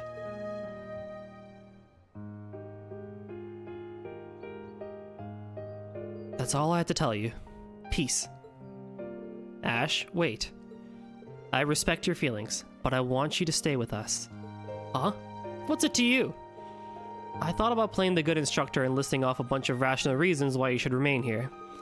But I can tell you've thought this through and feel sincerely about it. I won't try to reason with you. I'm simply going to speak from the heart. Ash, I really do want you to stay put. It's not just because you're one of my students and I'd hate to see you go. I consider you a friend, a partner who's gone through a whole lot with me this past year. Oh, give me a break.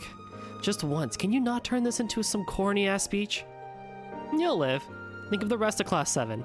I think they'd be pretty sad if they didn't get to graduate with you. Yeah, right. Unlike with what happened with your gen, I'm the only one dropping out here. Nobody's gonna miss some good-for-nothing jerk like me. You don't really believe that, do you? You need to open your eyes and take a good look around if you believe nobody here appreciates you. Huh? What do you mean? Wait. He's right, Ash. That's not it at all. Son of a... You guys heard all that?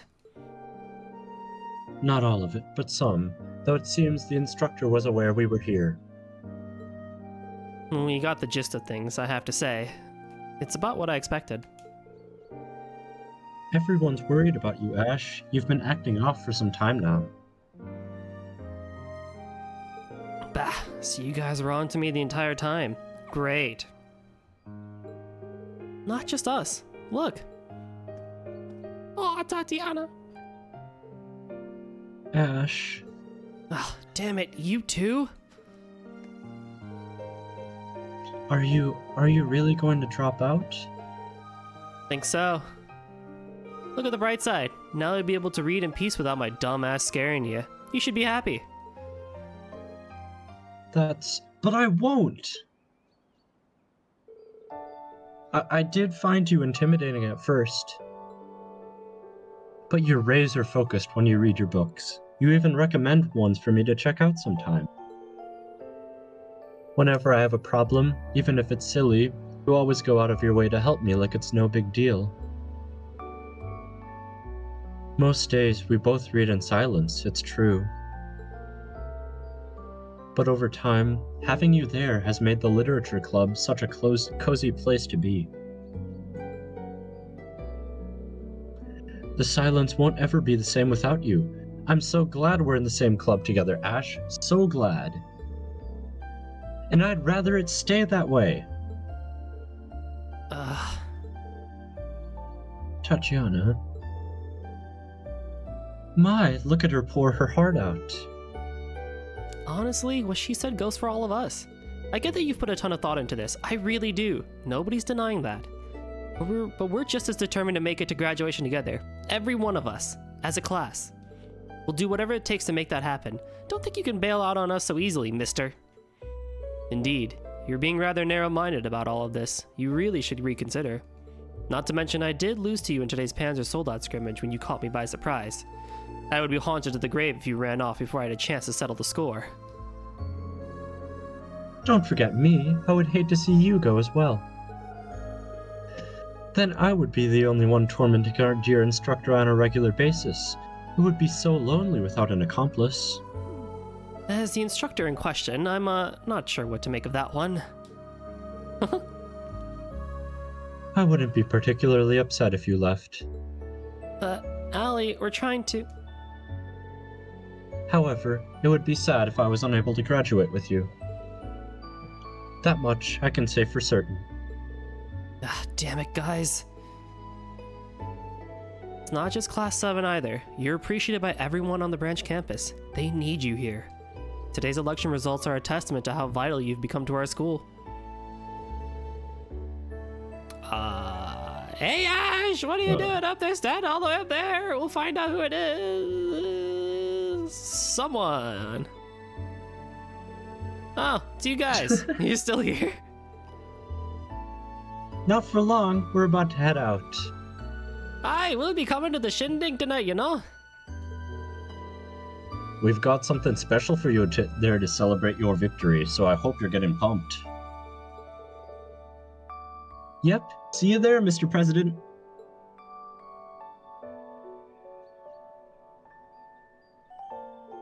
Ah, you guys too. Their timing couldn't be more impeccable. I'll say. Whatever. I don't care what any of you say. I'm still... Oh, give it a rest already, will you?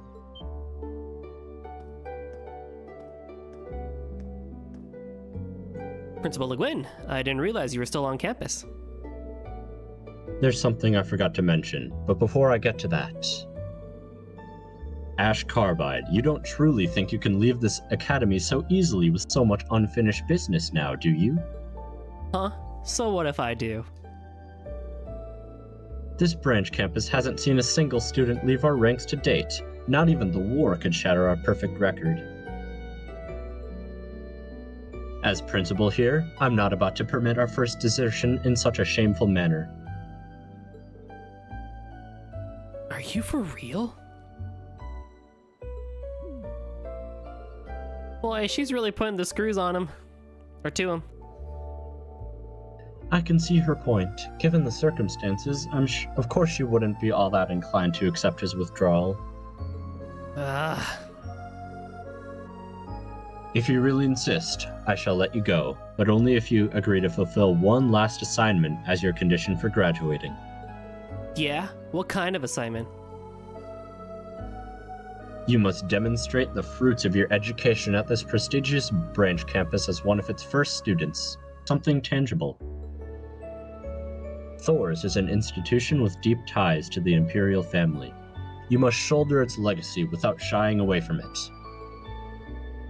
Surely you owe that much to His Majesty the Emperor after all that has happened. It's hard to argue against that. Agreed. That sounds like a very reasonable thing to ask in return. Not to mention, I believe today's election offers you something of a unique opportunity, one you would be foolish to pass up.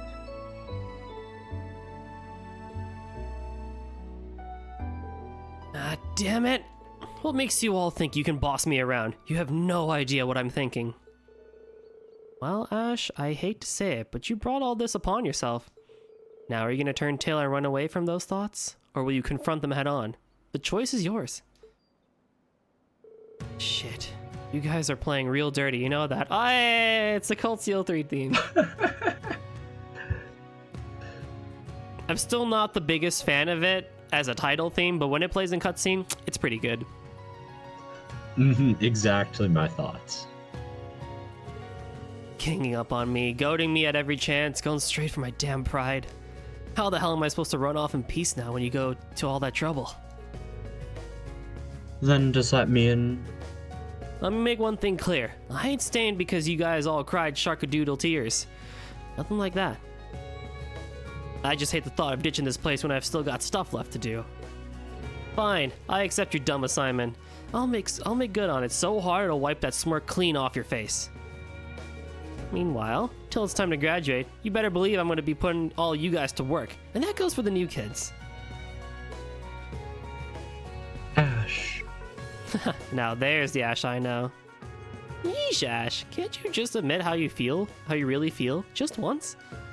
Frankly, at this point, I'd be more shocked if you did. Agreed. At any rate, this coming year is shaping up to be a rather fun one. I can't wait for it to begin. Oh yes, Carbide. About that other thing I forgot to mention earlier. The student council president is permitted to select who gets to fill the other roles on the council. No election necessary.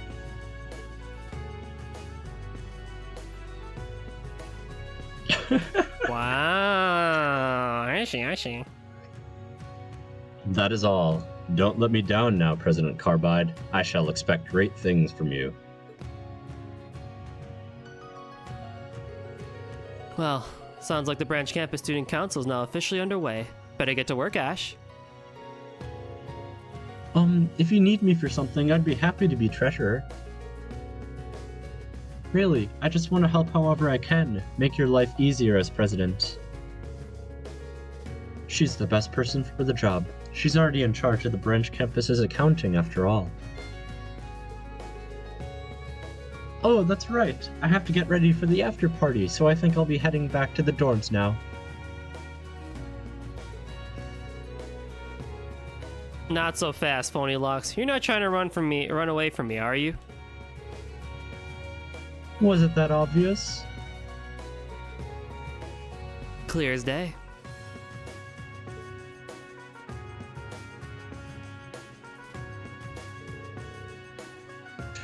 It seems we had nothing to worry about. Yep, all's well that ends well. That Ash, stirring up trouble until the very moment I step off this campus, I swear.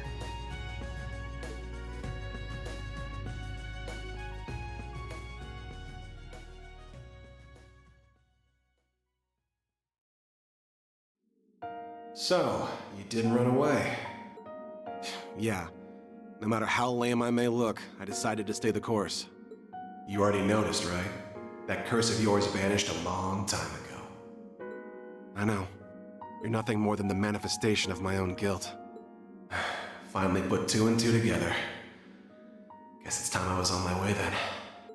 No, that's not how this works. You're not going anywhere. Probably not ever.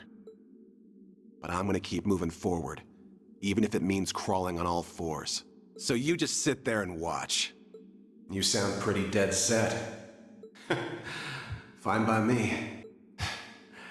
Make sure I get a real good look then at the future you've resolved to create through blood-stained hands.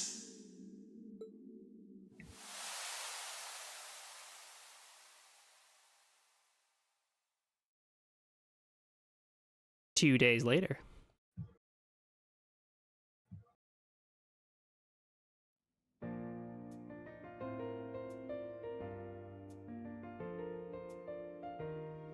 Thor's Branch Campus First Student Council. Treasurer, Tatiana. Secretary, Stark. Supervisor, Lenora. Vice President, Muse. And President Ash. Verified by Principal Aurelia Ligwin.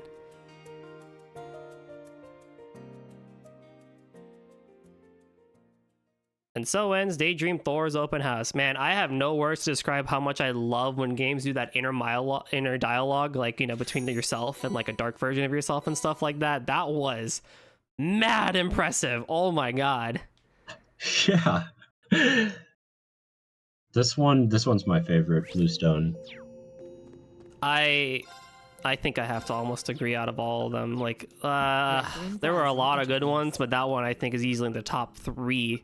Because you just get to see all the CS3, CS4 branch campus characters, but oh my god, Ash pops off as a character. That inner monologue of him like doubting himself is just, I have no words. I just love it so much. Alrighty. It is 20 minutes over what our usual time is. However, though, Rendering browsing interface. I would appreciate if we could do it. If you have time, we can knock out one more. If not, that's totally fine. This one, from what I can remember, it should be about 20 to 30 minutes. All right. So, yeah. I am up for this. Reminiscence nice. activated. Yeah, and then tomorrow I can start a bit early. I think I'll start at about 2 o'clock Eastern Standard Time, everybody, to look forward, and then be on the Reverie, because I know this one's going to take me like a long time. So expect a longer stream tomorrow in general, but like I'll take care of these 2 tomorrow solo. It do be worth it. Let's go. Be on the Reverie 3 different ones, so yeah, exactly. So I'll do a longer session tomorrow. I'll start an hour earlier to do the Grandmaster one. And then we'll close the book on Reverie. I will get it done tomorrow, so really, if you're gonna be around tomorrow for all that, really get comfy. It's gonna be a time. Alrighty, let's take it home, shall we? 3 months after the Battle of Jormungand's end, Major Revelt had sent me a confidential letter. I had no reason to decline the request within, and so I paid a visit to Valflame Palace. Could you give us some privacy? Certainly, Your Majesty. So this is it. This was my dad's study.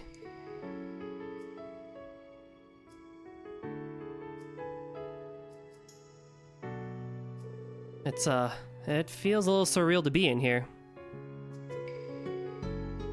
I understand why you would feel that way. I'd come to sort out his belongings after the war's end. But to my surprise, there was nothing left to sort. He never was one for displaying sentimental goods and the like, but I can only assume he disposed of what little he had beforehand. I could see that for him, yes. But if there's nothing here, what is it you said you wanted to give me in the letter? It would be something I found in the ashes of his fireplace. This is...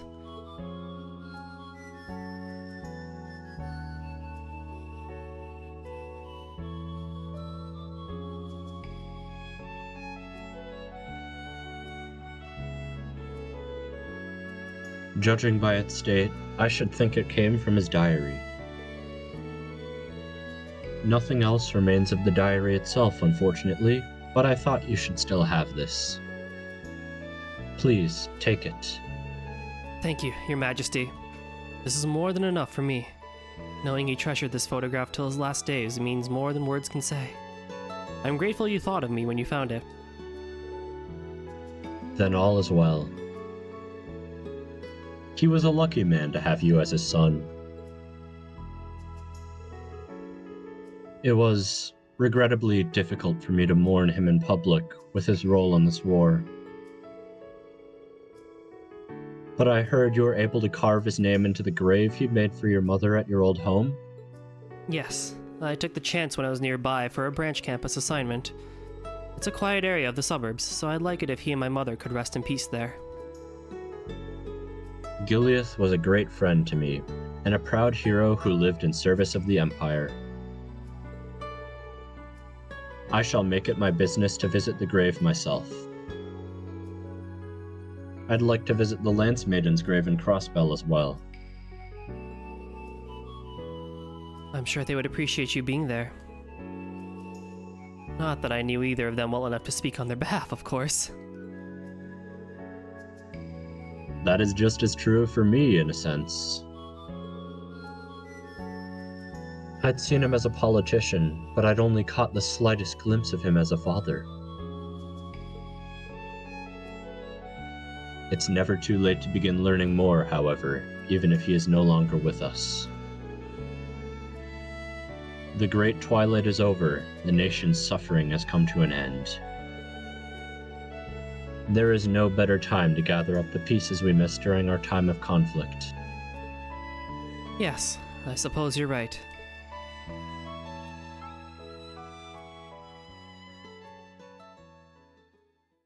Daydream, through memories aglow.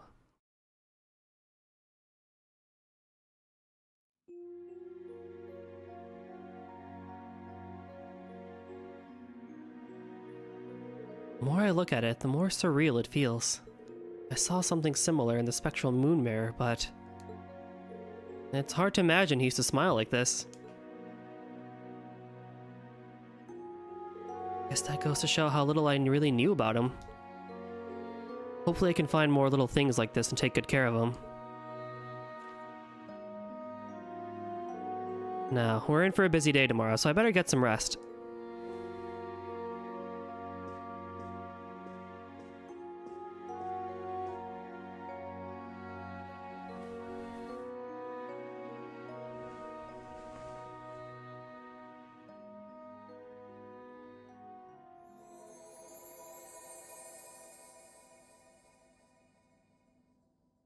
The magic.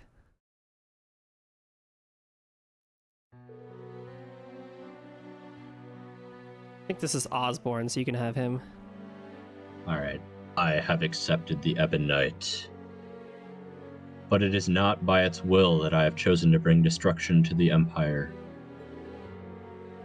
This is the only way to rid the land of the curse that has plagued it for so long. To end this world my loved ones call home will require renouncing my very humanity. Yet it is a price I am willing to pay. From this day forward, I will see myself as a being of blood with a soul of iron, guiding all to a future of conflict. I write these words in my diary to show that I have chosen my path, that my will is still my own.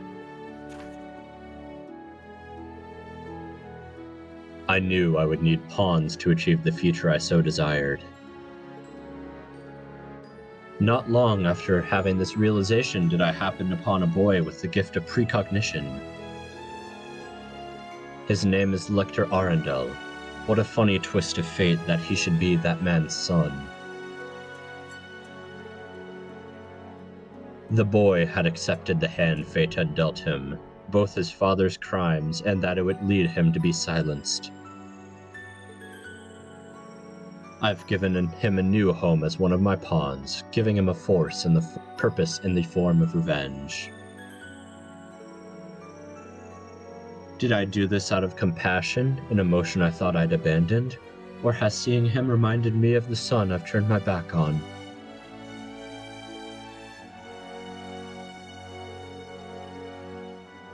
His father's crimes came to be the whispers of the Ebon Knight.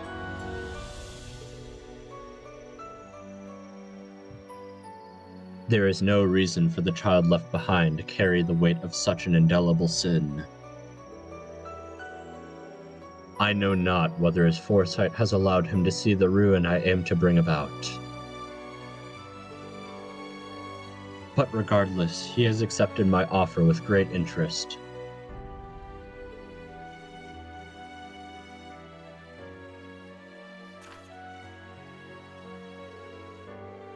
My next meeting comes soon after my promotion to Chancellor of the Imperial Government.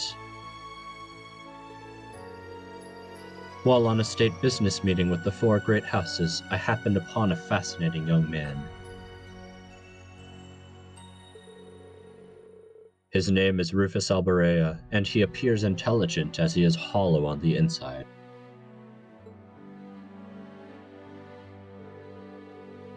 He thinks of me as his true father, and he believes that besting me will give meaning to his existence. It feels almost cruel to find myself being called someone's father again. But meeting someone who seeks to do more than I ever could has been a fine boon indeed. May he show me humanity's potential. May he prove we are not powerless in the face of the curse, nor are we simple pieces on a game board. I know calling himself an Ironblood, a son of mine, will not be enough to satisfy him. Perhaps once he finds the answers he seeks, he will be fit to lead in the times to come.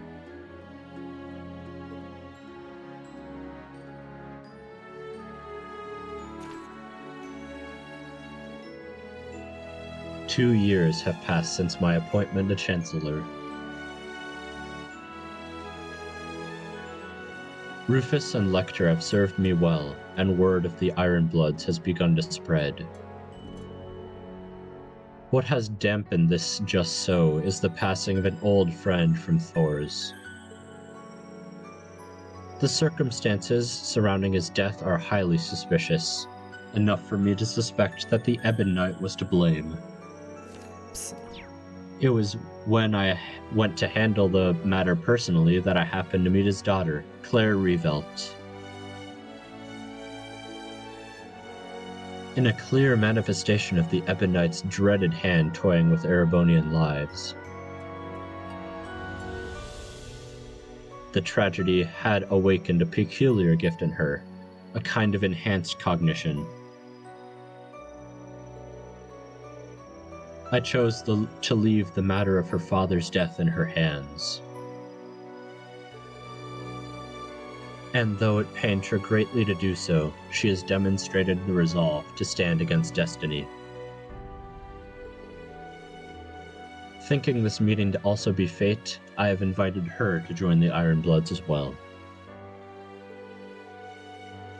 What she will discover on this road to ruin, I do not know, but on behalf of my friend, I intend to bear witness as she finds it.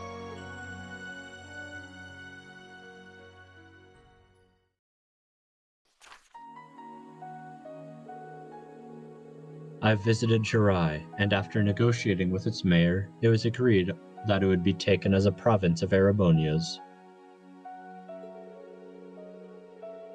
And around that time, who would show as if she had been waiting for this moment all along but my dear friend? I'd heard she was calling herself the Steel Maiden after accepting a position in the society. But when talking to her, she was the same as I'd remembered. She still thought to express concern for my well-being. With Jirai now under Imperial rule, the seeds of the curse have begun to blossom. The stage will soon be set for the rivalries. When I told her this, she left without saying much more. She deserves so much for what she has endured. I wish I could have let her know, but perhaps she, too, would prefer to appear strong.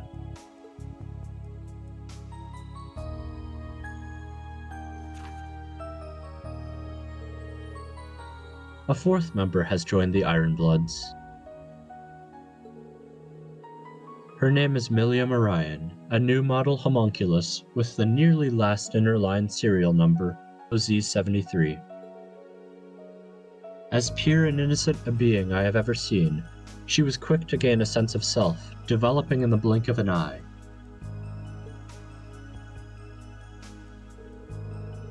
Milliam has been able to give the Ironbloods what I cannot.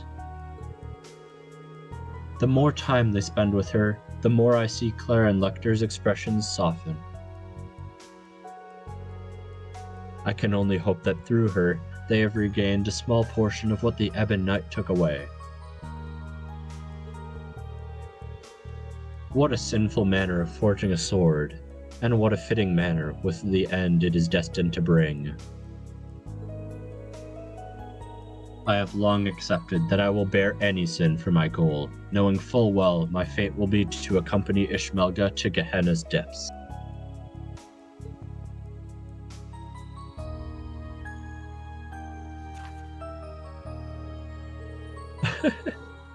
Prince Olivert's role in ending the crisis in Liberl was reported far and wide. It's been a while since we've seen the Arce in picture. Yeah. When he soon after returned to the Empire like a hero aboard the Kingdom's Arce, it was almost impossible to escape the story.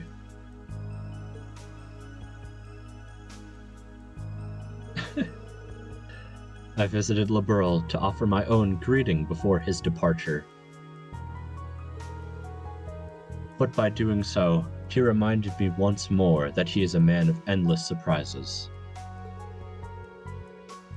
It was as if the lion slumbering within the Empire had awakened and taken his form.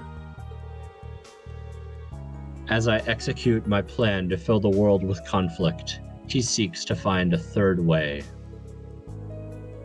His efforts are nothing but a hindrance in bringing about the great twilight, but I cannot help but feel excited by his declaration. If he's going to challenge me, then he had best put up a worthy fight. The conflict he seeks to stop will be great enough to engulf even Crossbell. I look forward to seeing how he intends to counter it.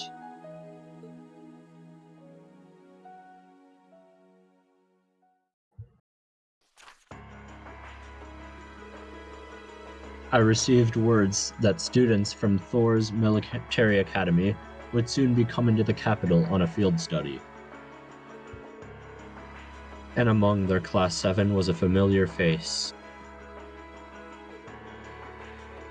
I'd been given updates on his growth from Teo and Claire, but it was the first time I had seen him as a young man.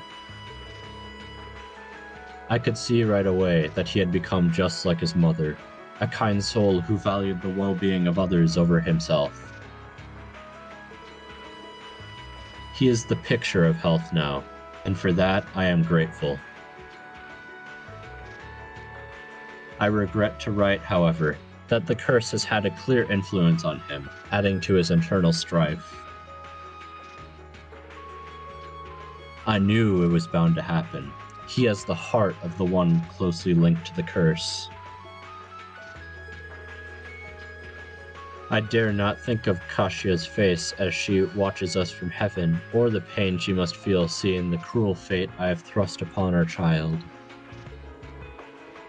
Does she know that if he cannot control himself now, then he has no chance of surviving the days that are yet to come? It won't be long before the great twilight is upon us. All I can do is as his mother does, watch and see how he fares.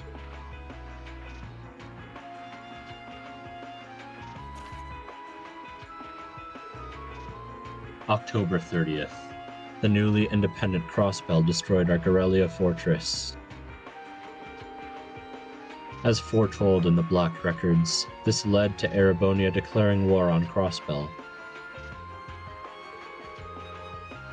There was one development, however, that it did not foresee. Crow Armbrust, the grandson of Jirai's mayor. He was but an ordinary boy on the surface, belying the searing vehemence beneath his skin that gave him the strength to match even me. Though everything has been proceeding as planned, he has allowed me to see the heights of humanity's potential for the first time in a long while.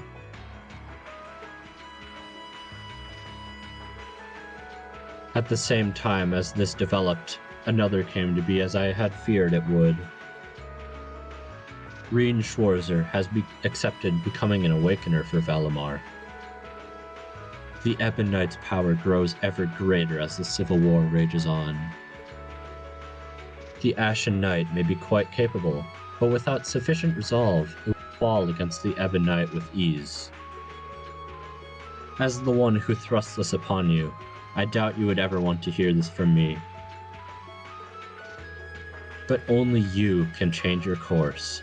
I dearly pray you to find the will to fight against your fate.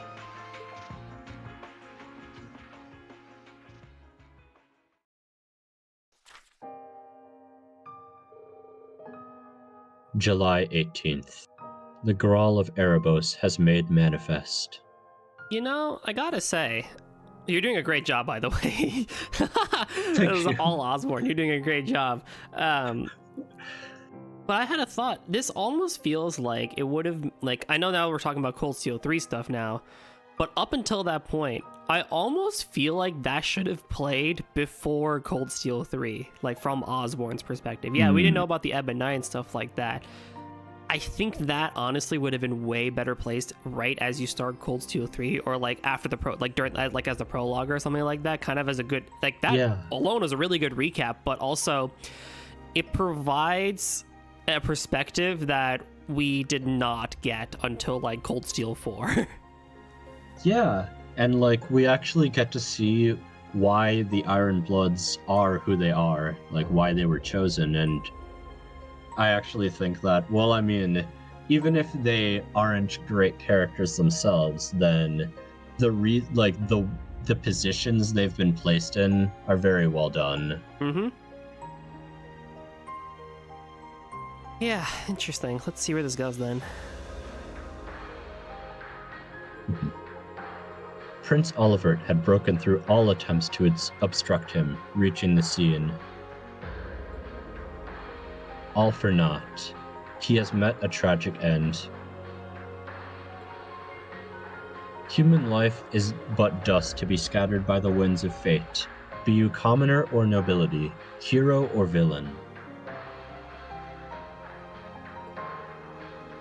Even he was no exception to the rule, and fell like any other. His loss is a deeply tragic one, for I had thought him uniquely capable rebuilding the Empire after the Great Twilight's end.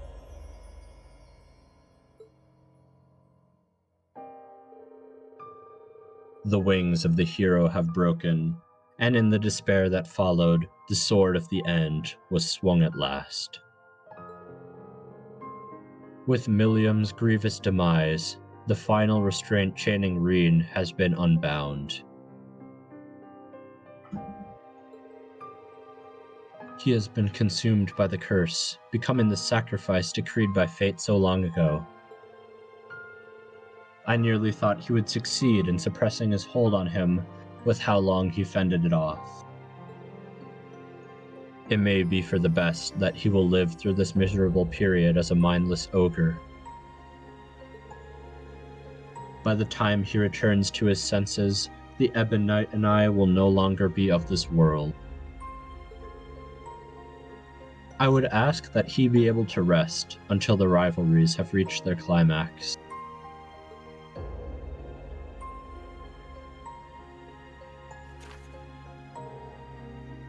September 1st. Operation Jormungand and the final rivalry is now upon us.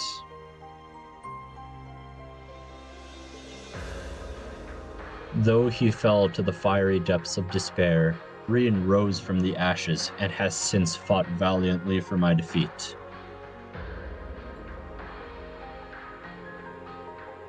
The curse's power is at its peak, and still he prevailed. I can hardly believe how much he has grown.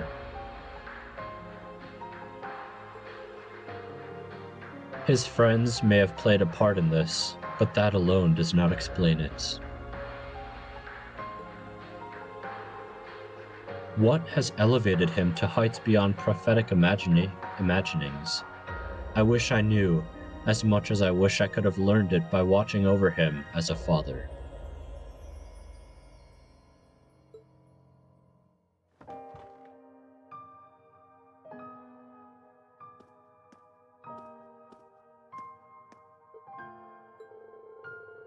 This isn't like me at all. I shouldn't be losing myself at such a critical point. Should he somehow defeat me, my son will be forced to bear the full weight of the curse's power. Yet, if he has the strength to oppose me, then I will take it as my first and final paternal duty to see him wrested from my grasp. To hope for miracles in this world is a fool's errand. Still, Goddess, are you so merciful as to lend your ears to one such as me? You're still doing great. Thank you.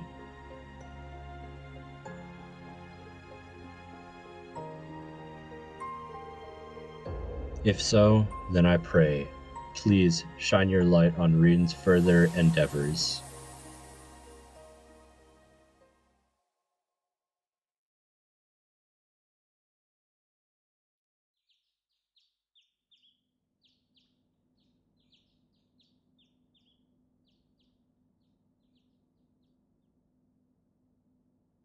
Huh?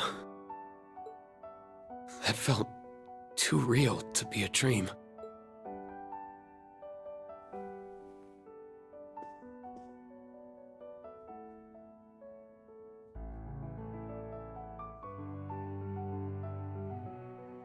I could be wrong, but I think I'll trust my gut on this one. He was always prioritizing the happiness of others, while shouldering burdens one should never have to bear alone. Like father, like son, huh? I wish I could have done more for him.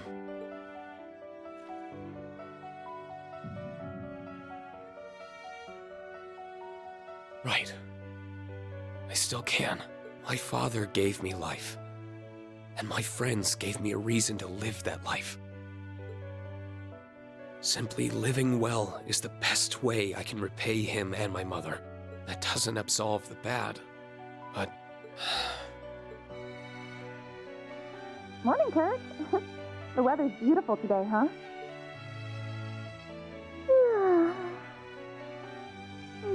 bad at waking up early.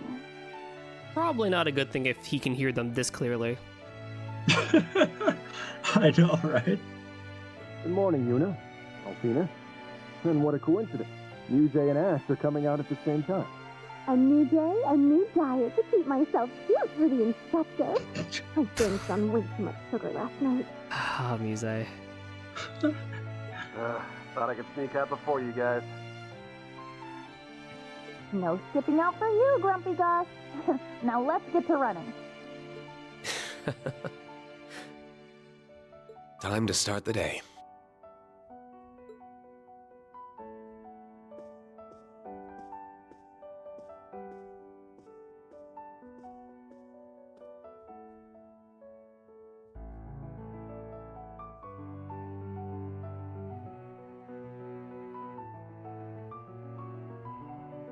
Aww. So good. And so ends Daydream through memories aglow. Yeah, that was just cute. It's something that was definitely missing from Cold Steel 3 and 4, honestly. I think that first half should have been at the beginning of the Cold Steel 3 for sure. The second half, yeah, I mean, that could be been its own thing, but wow, that was powerful. What button is it? This one. Yay. Well, I didn't finish these. Oh, whatever. There's too many of them. Way too many. Alrighty. You did a fantastic job there. You basically soloed that one. Thank you. It was I surprised myself too. Let's go. Alrighty, I am going to send us over to Nepcool, who is playing some 20XX right now. Here we go. So, thank you so much to Blubbo for joining me today. I really, really appreciate you staying on for quite a while and reading these with me and getting through, getting through the spheres. If you have any socials or anything you'd like to promote or drop, by all means, go for it. I think I'm good. Alrighty. Thank you for the offer. Alrighty.